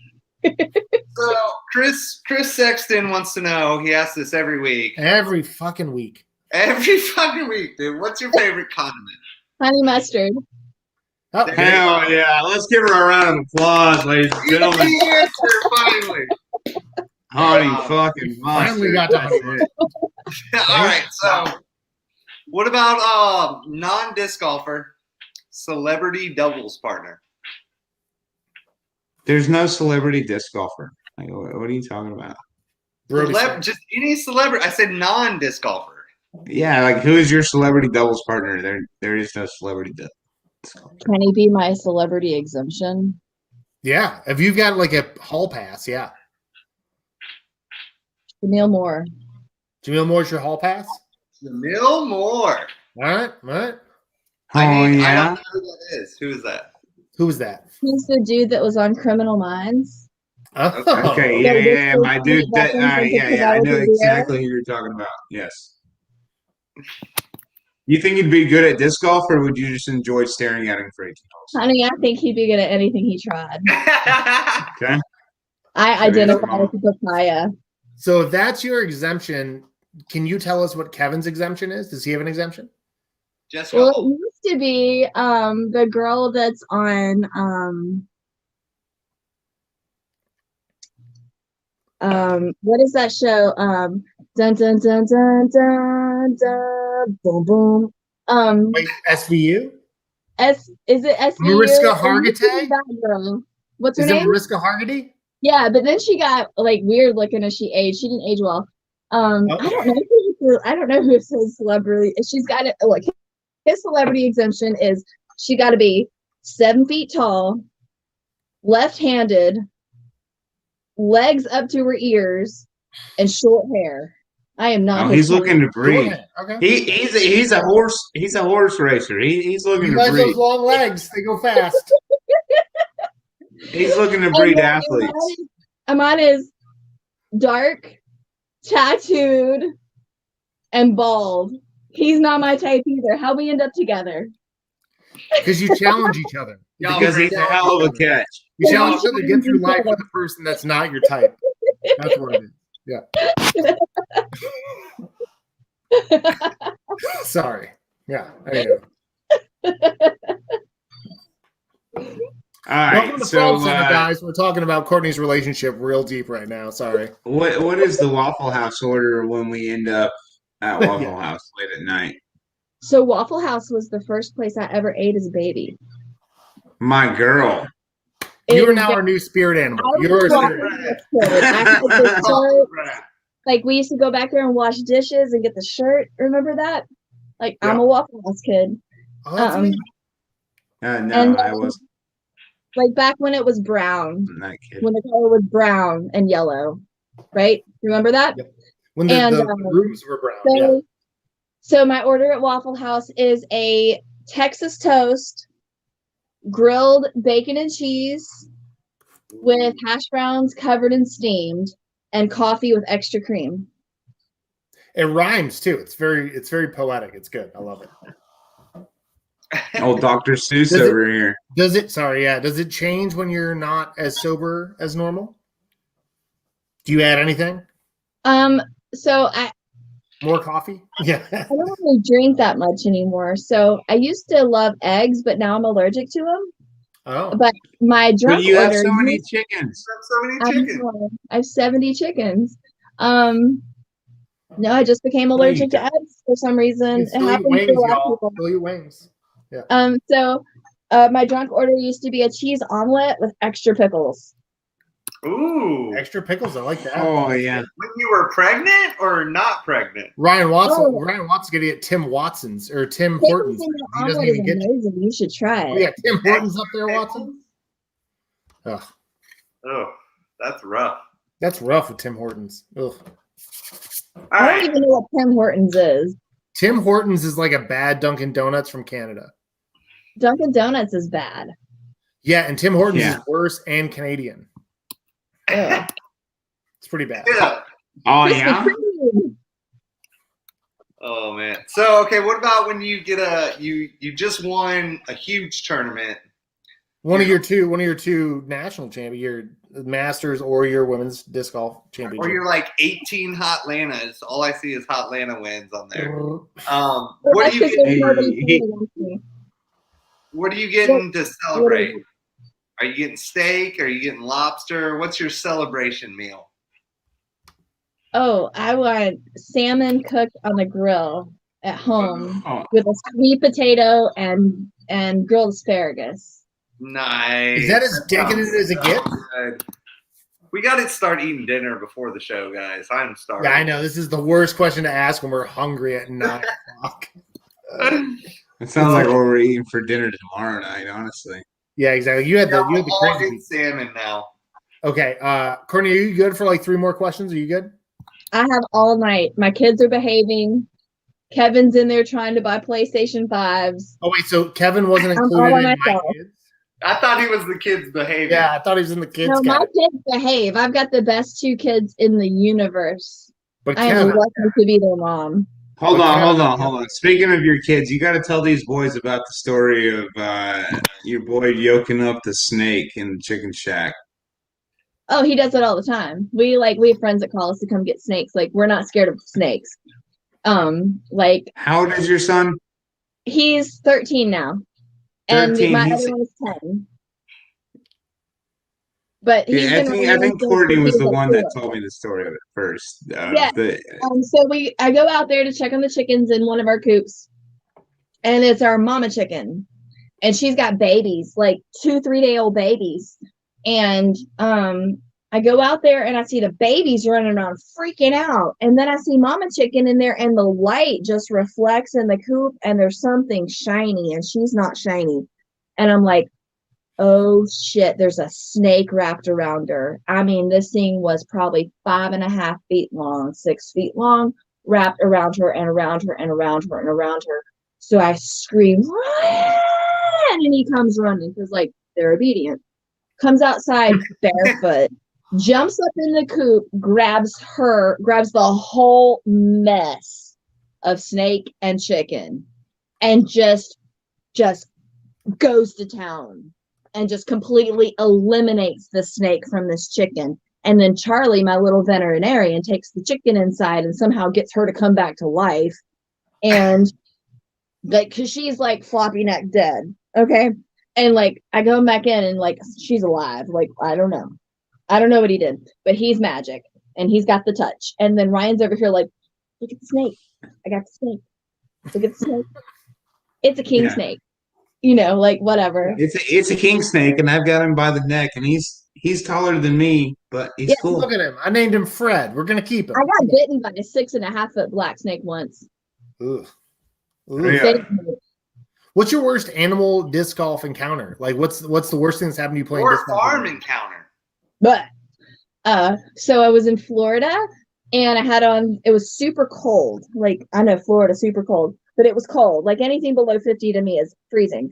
And I had my ski pants on, but they weren't like super thick, but they're thick. Like, you know how thick and like hard the fabric is on the outside of those pants.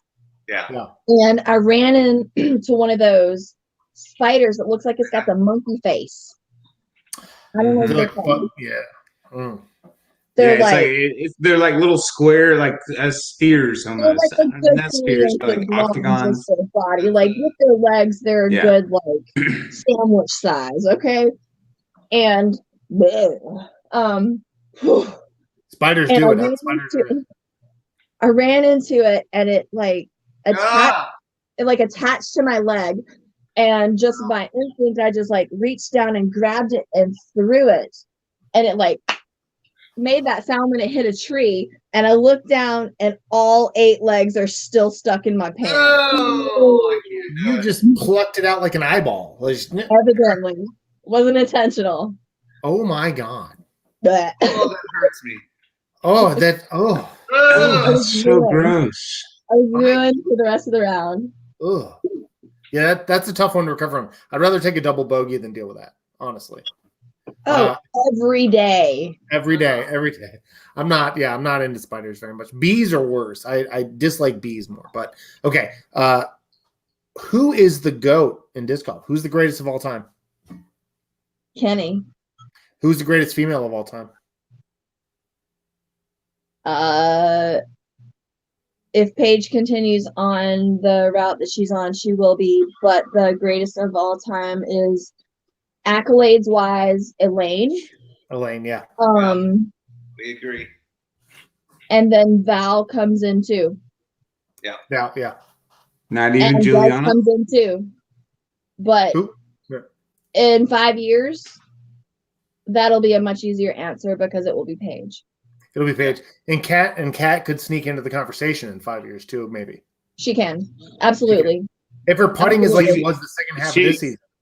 Oh, absolutely. I was and just gonna say that. Juliana. She's got the game And for it. Juliana, like you can't forget about Jules. Like, Yeah, I wish he would play more. Yeah. I wish he was doing less freestyle and more disc golf. But Yeah.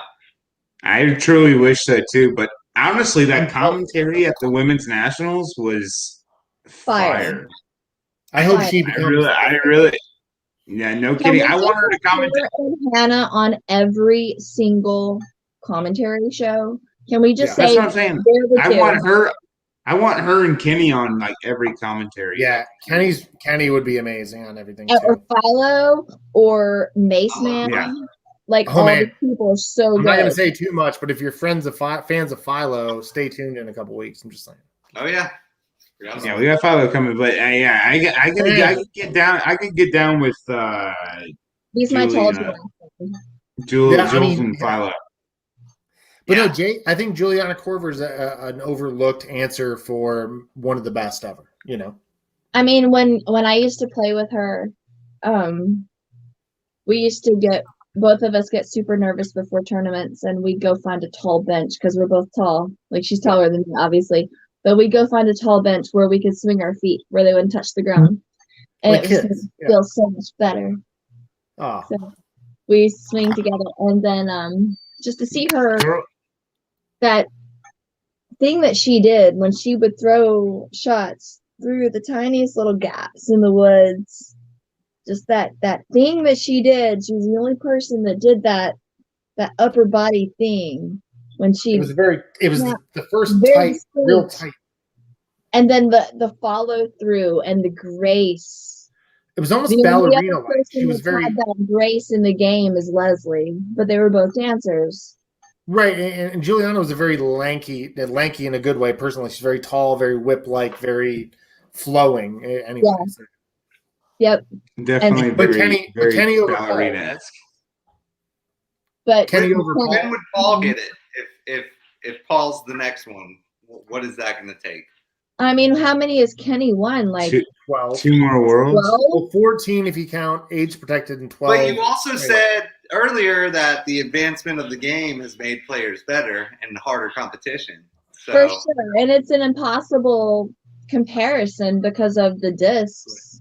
I think so too. But that being said, I've never thrown a disc further than I've thrown a Valkyrie. oh wow, yeah. There you go. I mean, I threw a Valkyrie at Worlds once, like 451 measured, so I can't throw a turn that far. That's real far for a Valkyrie. Our buddy Matt Hummel just lost a CEJK Valk to a tree last weekend. It was just pop in half. Just no, it actually wrapped around the tree. Like it literally like broke and split and came in. Oh, Did he ugly cry? He ugly cried. He put it before I would've gone that home. hole was over. The photo was on Atlanta Disc Golf, and I had it sent to me. He's like, "Yo, is this your boy Matt?" I'm like, "Oh my god, that is my boy Matt." Oh, I feel that let so me hard. text Like, him right now and apologize. I feel that so hard. Dude, the picture was so. I wish I had queued it up for tonight because it was heartbreaking. But he's got one more, I think. heartbreaking. Yeah, it's I had my very first putter that I ever used break in the middle of a round at I think I was on Hedrick or Jackson, and like it legit took me like 7 holes to get over it. I like ugly cried for that many holes, and it was in the middle of a tournament. And I was we had it. Oh my god, it's not going to be the same. We had somebody earlier asking. I think it was Ryan Watson asked. He said something about not being committed to a single putting putter, and that's something that I do. Is that something you do as well? Is that why Ryan Watson brought it up? Do you have more than one putting putter, or do you keep one putting putter? oh no, I have a stack of 10. They rotate. You have a stack of 10, but the same mold, right? Yes, same old, same weight. Oh, it seemed like you had a question earlier about like having 2 different putting putters, and I do that sometimes, but I wasn't sure what that question was. So that's He did just say, Courtney, you cried with me when I broke my whippet. I did. Aw. I did. That's sad. That is very sad. A whippet gone. We need more whippets in this world. When you see a man cry, when you see a grown man cry, you cry with him because more men should cry and feel things. Mm-hmm. I mean, Hold on, I'm going to start crying. A whippet, though? I'm about to start tearing up. I'm really sad about this whippet. I was sad about the Valk. I lost a DX Rock that I really liked. It was the Marshall Street. They stopped doing the thing, and they were flat top DX, and they were fucking awesome. Blew it up at Perk, and I was real mad, and it screwed up 2 tournaments for me.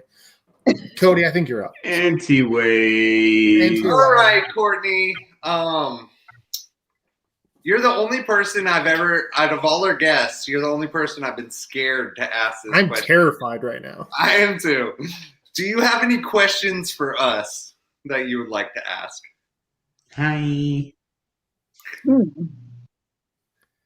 Could I be evil? Like I could be totally evil. Oh, like, I'll be demonic. Let's go with it.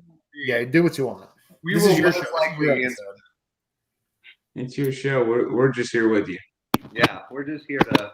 This is the Your hair Courtney is McCoy really episode. long and beautiful right now too. I just want to give you that compliment. who do Oh, you think is the most overrated player?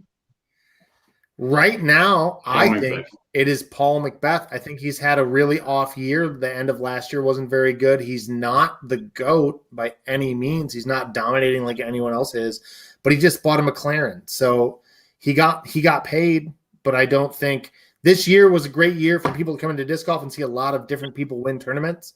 It wasn't 2015. It wasn't 2016 when Paul was in charge. So I think Paul's overrated, but only because people give him So what, He's man? amazing. He's one of the best disc golfers in the entire But he's world, good for the sport. but it's too Jeez. big. He's great for the sport, but he's bigger. 100% he's good for the sport. He Fucking, is bigger than his game is. His fucking persona Tom, is bigger than Tom his game. Brady. Tom Brady had a bad year. Jesus Christ, chill on him. Yeah. Anyway, I like But no, he my hasn't had a thing is- bad year. No. 2015, 2016 were amazing. 2017 he got on ESPN twice. 2018, 2019, 2020 have not been the same for Paul. Paul is great. Well, he stopped Always- throwing Nineveh. What's that? Oh yeah, He's not- 100%. Yeah, that's why I forgot. I mean, I'm gonna say that 100%. That's why. But no, I'd say- I think it's a matter I mean, of he was I'm the gonna say LeBron. that. yeah. Yeah. I'd say my most He's a friend of mine, though. Like, I'm overrated, not trying to dog him. my most overrated player right now is oh god, I don't want to say this because he's been playing so well, but I think it's the new Ezra Alder. Adderall. The buff dude. I know he's Yeah. really good. He's really nice to look at. I love looking at him. I'm sure Kate does What? too, dude. Are you trying to tell us something? But I don't think I think everybody's asking where he's gonna sign, who he's gonna play for. He was I don't- for OTB. He's playing everybody shit. He's not proved himself yet, so that's gonna be mine. Okay. Yeah, Little Arnold is not the most overrated, Little dude. Arnold. Dude bombs 500. Have you ever watched any of his videos on What YouTube? about you, Austin? Who's your Crazy. most overrated player? It's Paul Macbeth. Paul Macbeth's a douche. Oh, okay. Oh, okay. Yeah. All right, Courtney. I know you got another question for us. It is what it is. I just want to be like this to what you just said. You can't say that. What? We can't. Those two. I think he is. I think he's just very have like. you ever fallen He's in this love with disc golfer with McLaren, and he won 2 tournaments this year. What? but I don't know. I don't You're get it. just jealous of his sports car.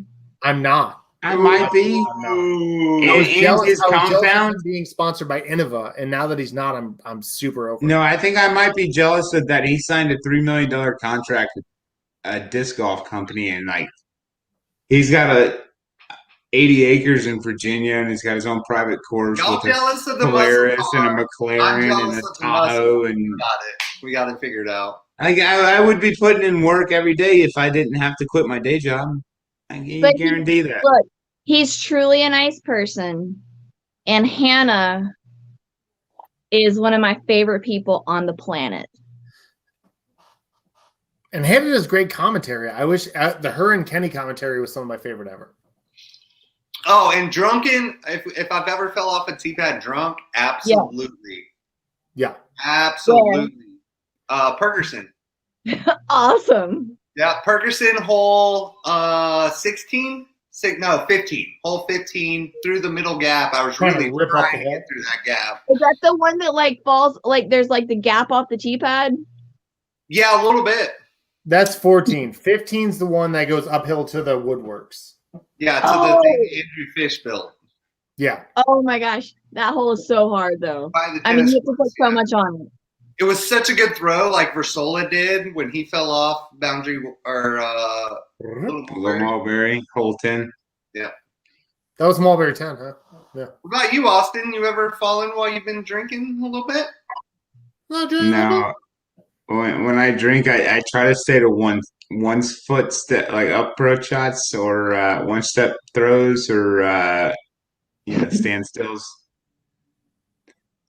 But you guys have never played a course like an ace race where there's like a bottle of whiskey on, or a bottle of tequila, or like a bottle of something on every tee pad. You have to take shot every tee pad.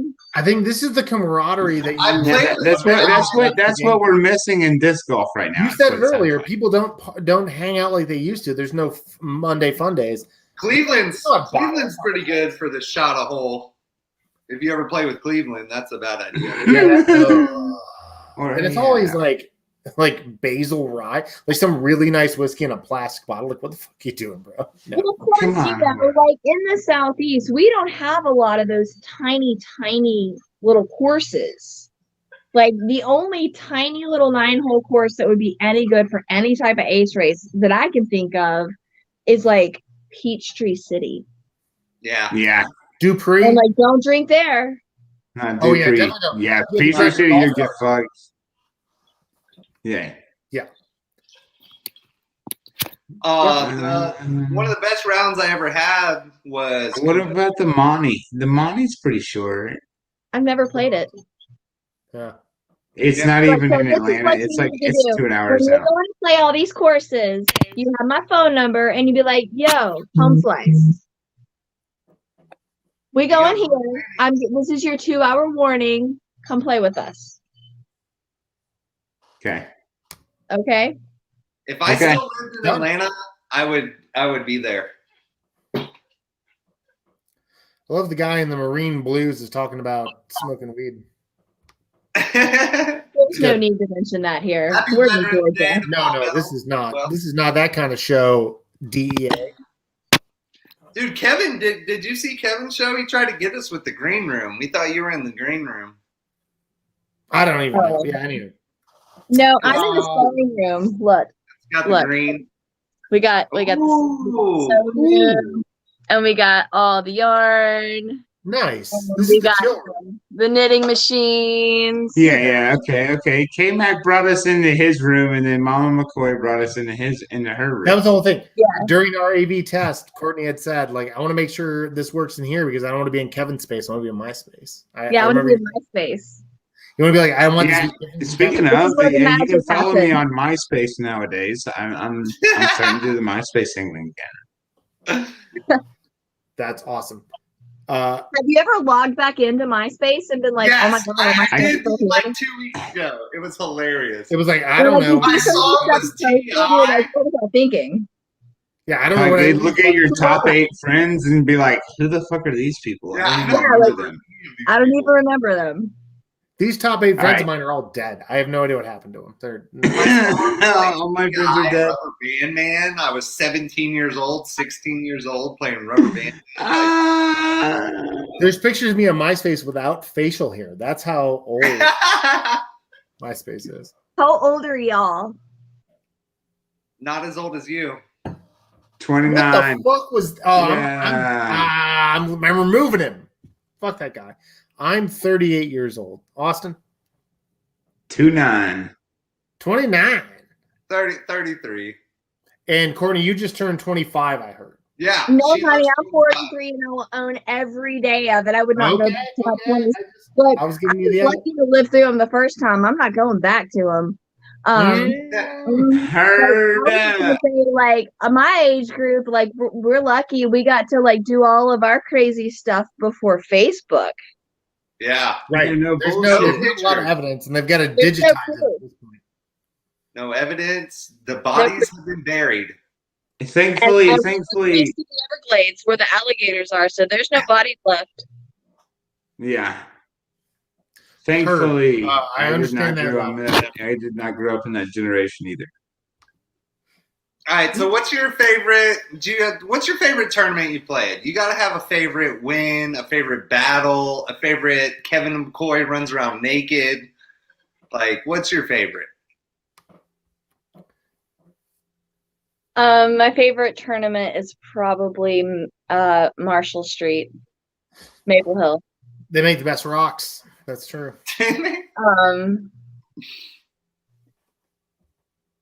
But my favorite Kevin McCoy story. There we go. That's what I'm waiting. If you want to share it, up to you. Okay. No, you have to share it. So he does this thing where he gets up behind me when I'm putting, and like when I set my mini down, like leave my bubble alone. Don't talk to me. And I swear he does it on purpose, but he says he doesn't. He'll be like, don't miss low. Oh my God. And I'm gonna miss low. Because like that's the last thing in your head. But no, so we were playing doubles. Like this is the year that we discovered that we're terrible, that we should never play doubles again. And this was back way before we were married, and when I was still sassy as hell. And I think, oh gosh, where were we? I think we were up in Allentown, Pennsylvania at Worlds, and we're playing doubles. And this course is like really freaking hard. It's like, I think it was Little Lehigh or something like that. And it's like, it's wide open, but the shots you have to take and the risks you have to take, like you have to flirt with the wood line to get the shots to really go the distance. And I have this terrible habit of throwing the most dangerous shot because like I'm always like, the reward is totally worth the risk. More danger, yes. And let's jump out of that plane. So he says, whatever you do, don't throw it in the woods. And I'm already like up on my desk. And I've already said like 3 or 4 times, like, don't say something to me when I'm already up on my desk. Like we didn't know each other very well. We'd only been dating for like a year. I don't even know. Like, but he said, don't throw, whatever you do, just don't throw it in the woods. And I'd had it. I was just like, we're not gonna win. I just turned around and threw it in the woods. Like on purpose. That's awesome. Like, but it was so funny. Like we laugh about it now, but it's like we weren't gonna win. Like we were nowhere close. But just whatever you do. Next time I play with you, I'm gonna tell you. Opinions. That's the Courtney I know and love. And Kevin's all like bubbly on the course, and like he always has a good time. Like he's always like the person you want to play with. Like he is the man you want to play with on the course. You're like, oh cool, I'm on Kevin's card. Like that's the person I want to play with, right? Am I right? Yeah. I mean, yeah. Do you know anybody that doesn't want to play with him? I mean, I'd rather play with you than Kevin. Kevin talks a lot. Kevin talks a lot. Kevin's so fun to play with. And I talk a lot. So I enjoy playing with Kevin. Together, it's just we do nothing but talk. We can barely even play disc golf. And I'm over here like, I'm serious. Yeah, Courtney's way too serious about the game, honestly. It's how I should play. I'm Cody Vitelli, and I'm really serious about it. Yeah, could you imagine me playing like Courtney? Like, I'd probably be better than her, maybe. No, Courtney's got the swagger. Like, if you'd be better, no way you will ever be better. No, Courtney's beat me in every tournament we've ever played, ever by score. I'm below 900 for the first time in like 14 or 15 years. Still higher rated than both of my teammates for Friendsgiving. 100%. Wait, 100% true. So what's your highest rated round? 968, I think. Got you beat. 971. Got you beat. 1065. You got me beat. What's your highest? 1030. Nice. No, yeah, I would never bet against you and me or you and Adam. I would probably bet for you if me and Adams were doubles. Yeah, no, for sure. I would definitely say it would be. I would ask for strokes. If me and Adam were playing doubles, I'd be like, can we get like 2 strokes, please? Yeah, for 100%. Yeah, I'm going to go back and reference that roller at McCurry. and say Yeah, she was going to beat right? your Yeah, ass but every that was years time. and years ago. Like that doesn't happen anymore. Women's bodies age different than men's bodies. Let's talk about like we can't take away the jump putt either. If you want to take away for the men's There we division, go. go right ahead. But women aren't going to make putts outside of the circle without a jump putt. That's a valid question. I want your opinion on. Do you think the fall through putt should be eliminated? It's physically impossible it's physically impossible to not release the disc before you land. Right. Physically impossible for a distant land before you land. It's physically impossible to Because not you release lose the disc momentum. before you Your land. momentum is gone once you land. Yeah. Right. Right. I couldn't agree with Right. that. But people Should do there it. be no movement beyond your marker, like outside of like 50 feet? No, hell no. If you want to do that for the guys, you just take on that storm. But if you do that for the women, we're not going to make any putts. Right. So the difference in the men and the women in the putting department is you guys have this massive tendon right here. Okay. Yeah. We don't have that.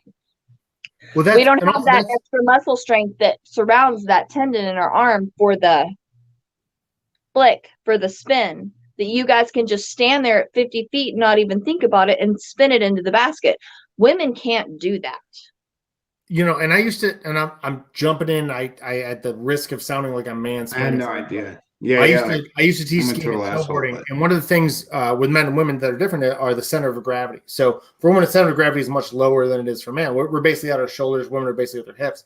So to generate power into something that comes out of your arm, it's a lot harder to do that when your center of gravity is at your hips. You know, all of your power is generated lower.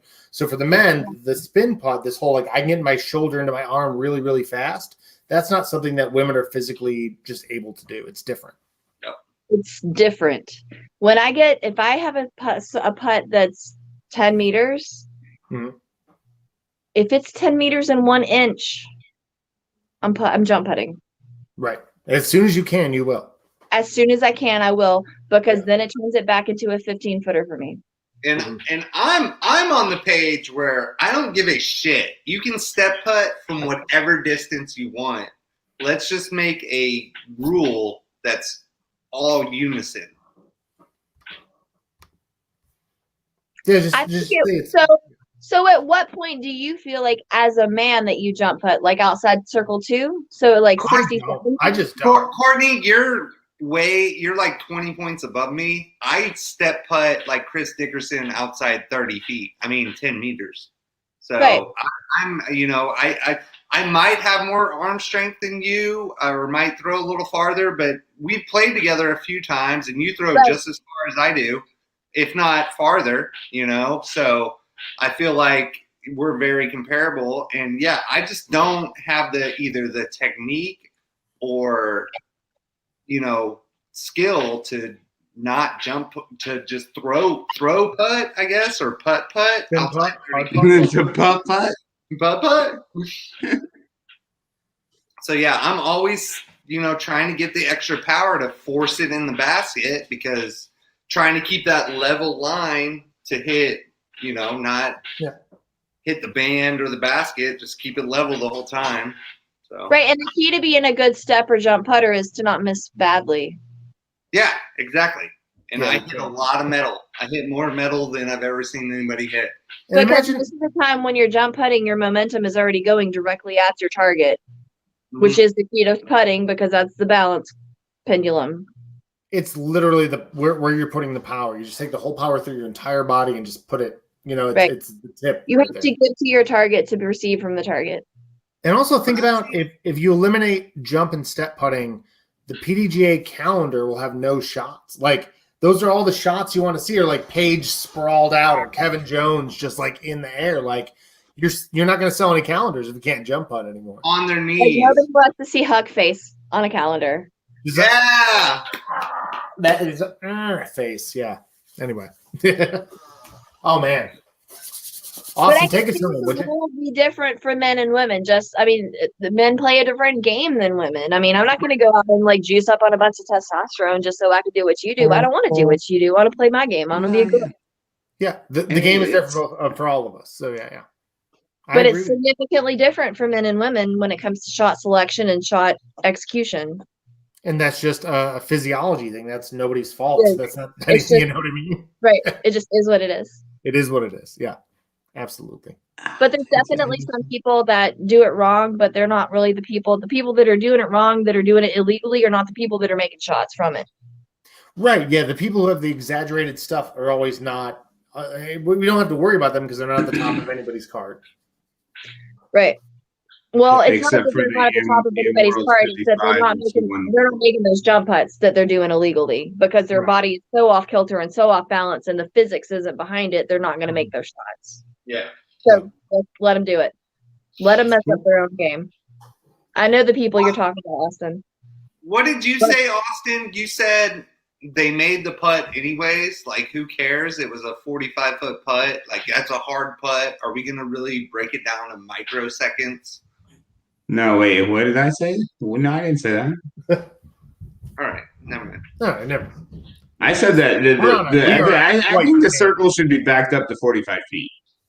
Is my thing. I mean, who's carrying that tape measure? Right? I can walk off 9 paces real easy. Okay. Anywho, guys. Wait, 45 feet is 9 paces for you?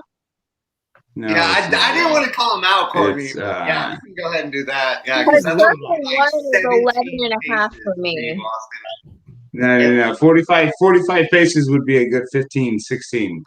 Seven, Right? Yeah, 15 times 3 is 45. Yes, it would be 15 paces. Can we talk about what is a meter? It's not 3 it's- feet. It's 3.33 feet. It's 3 feet and a third. No, it's Okay. not 3 feet. So and a it's third. 39 inches. Uh-huh. And you always see these people step in 1, 2, 3 steps. Woo! And they put the You penny literally right behind the just heel. got 30 inches. You've just shorted yourself 10 inches. Yep. Yeah.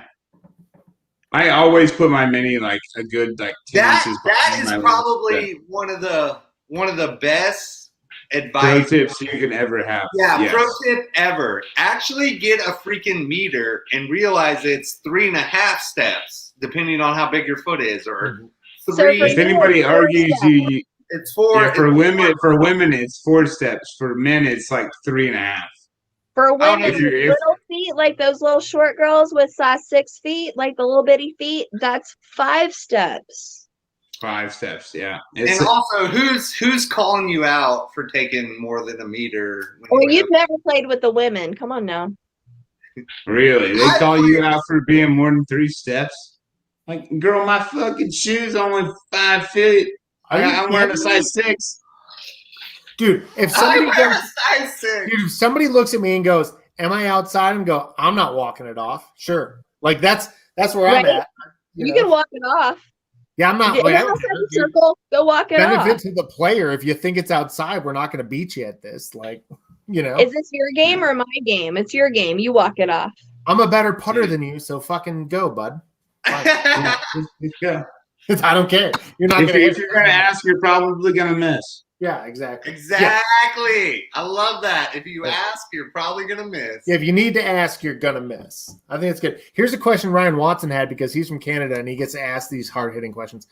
Any top pros using the roids or the enhancers? And I Beta think blockers. that's a Canadian spelling of enhancer. Beta blockers. Beta blockers, Adderall. Calvin Heimberg is definitely juicing. Don't no. Whoa! No. Have you not seen how big the dude is? Whoa! He looks like a fucking tree, dude. He's got to be juicing. What kind of trees are you talking? Like he looks like Oh a. my god! Like a fucking pine tree? Yeah, like a little twig. He's got to be That's so juicing. bad. Y'all cut him off. Yeah. Yeah. Okay. Yeah. Bartender. Sorry, He he's got says no more. no more I'm Austin. just joking. Oh, There's no way a dude like that's throwing There's no 600 rules feet. against it. That's Yeah. what I'm going to say. There's Yeah. no rules against it. There's This is the no. Olympics. Yeah.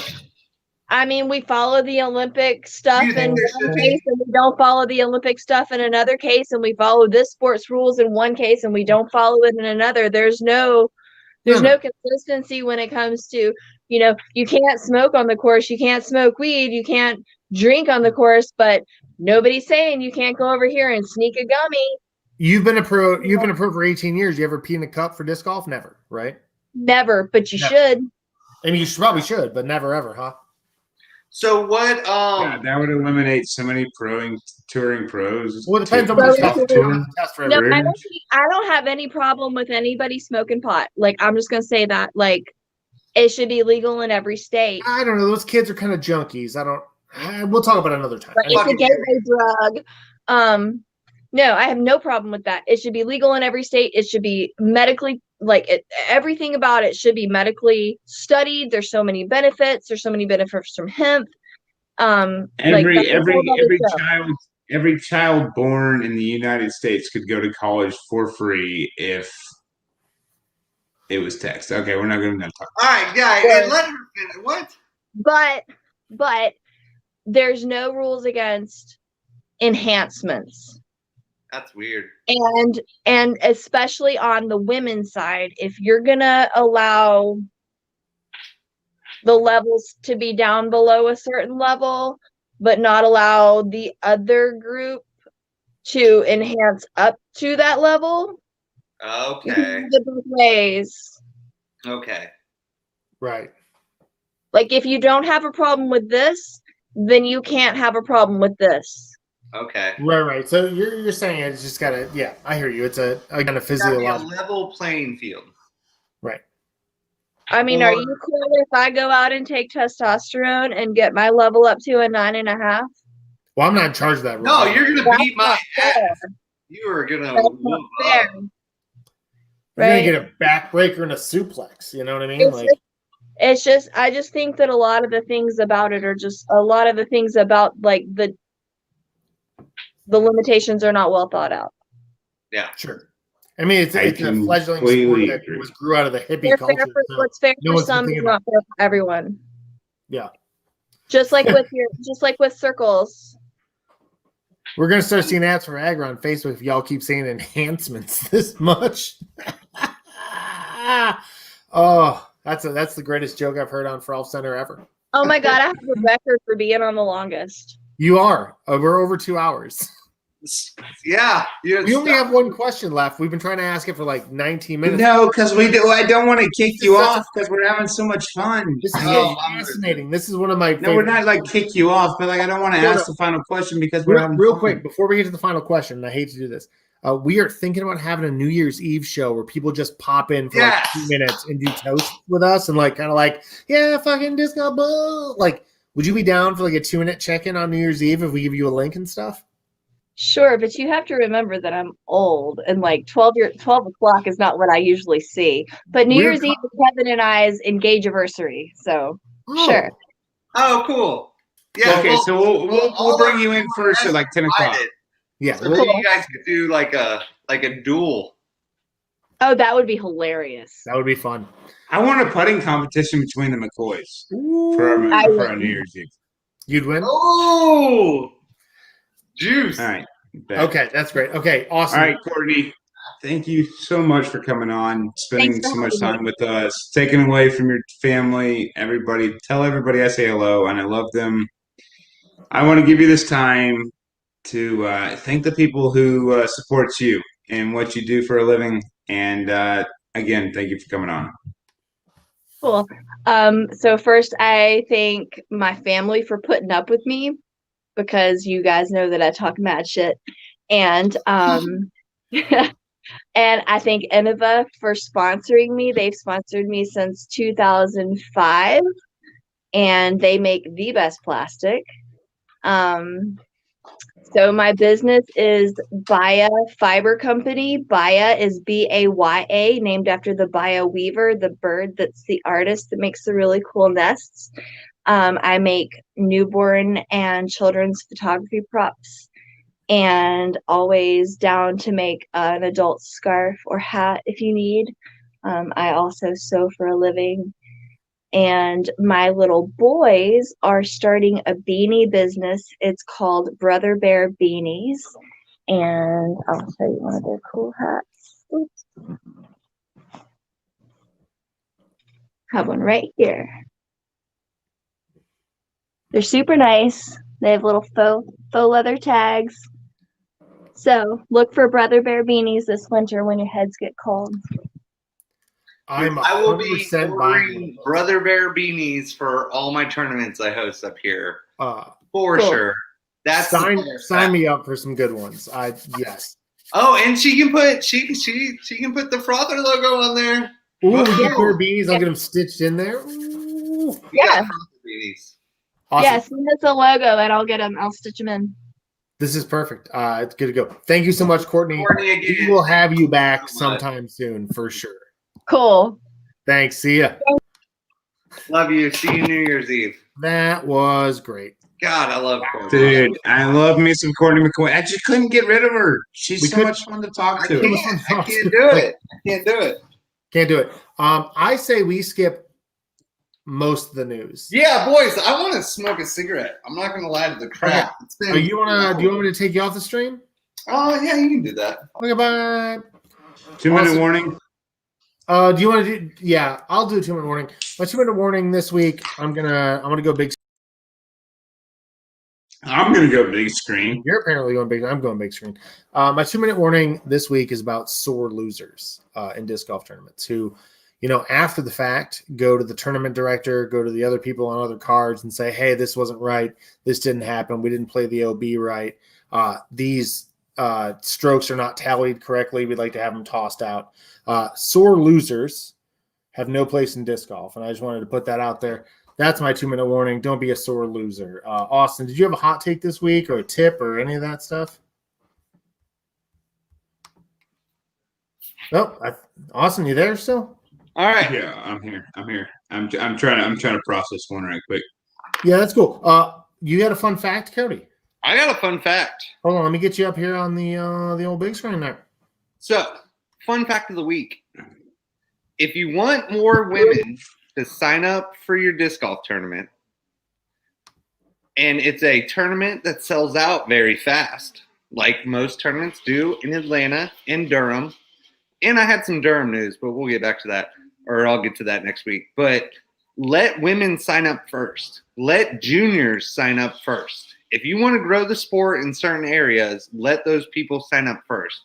Give Kate and Courtney and Ashley and Sierra and Amanda, give them 2 days to sign up. If they want to play, they'll play. If they don't, they don't.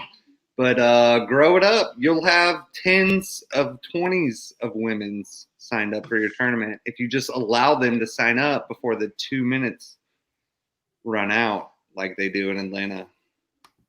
Courtney was definitely giving you like the thumbs down from the green room on that. Sorry,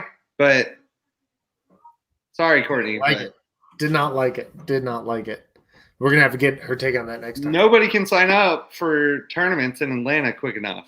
So I mean, I think you just reserve a couple spots, like reserve For 25 to 30, or at least half. Go ahead and reserve half spots for the ladies. Hold if spots. you're not, yeah, there we go. Hold spots. Yeah, hold spots. Exactly. Welcome Reserve back, Courtney. like 25 spots Sorry, for the Courtney. ladies.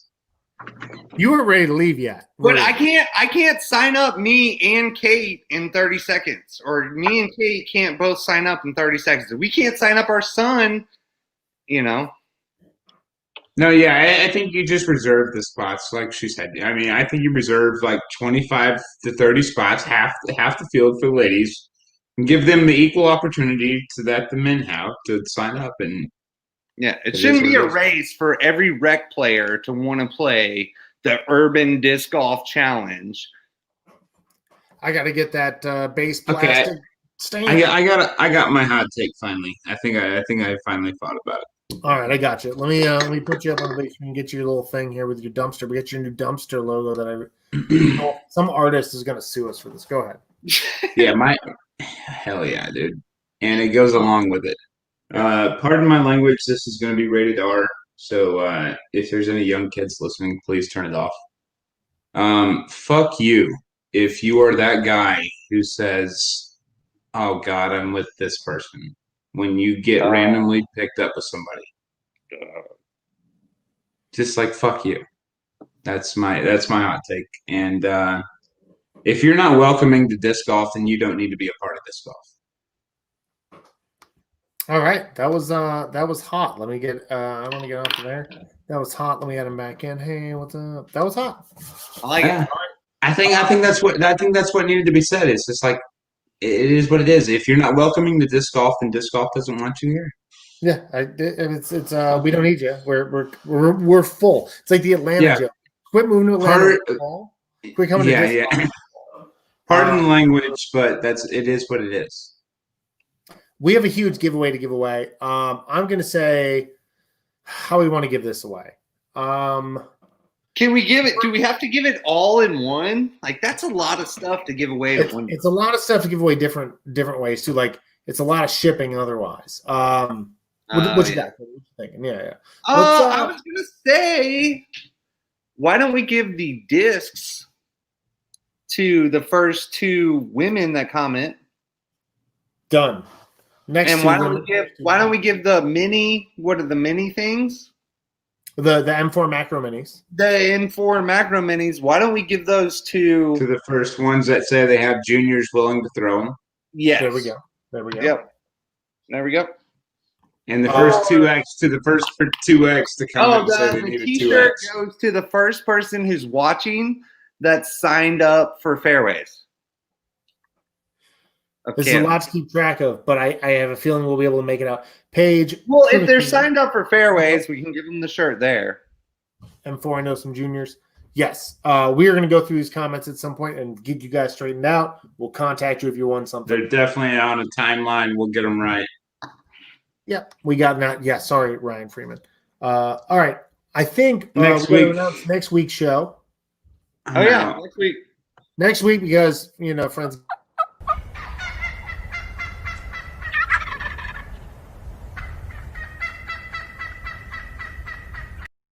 Friendsgiving Spectacular next week. What is that? Yeah. So get your giblets in order. We're gonna have a Friendsgiving Spectacular next week. Talk about the course. Talk about the teams. Talk about how Team Frolfcenter magazine is gonna spank y'all's ass. Spank that ass. But for sure, we will have the players meeting. Somewhat of a players meeting, maybe with the Bomblins next week. Some sort of information about, but that's what we're doing next week. Tune in if you're in. Anyways, I spent enough time with you freaks tonight. I'm Austin Lytle. You guys have a great night. Yeah. Glad he's out of here. Cody, that was a really long episode. I'm going to dip out. I'm not going to do an after show recap with you. I'm going to go eat dinner. Okay. See you. Bye. Just put us in there. Courtney, thank you so much for coming on. Can't wait to have you on again. That was such a fun episode. And thanks for watching Hell's Kitchen.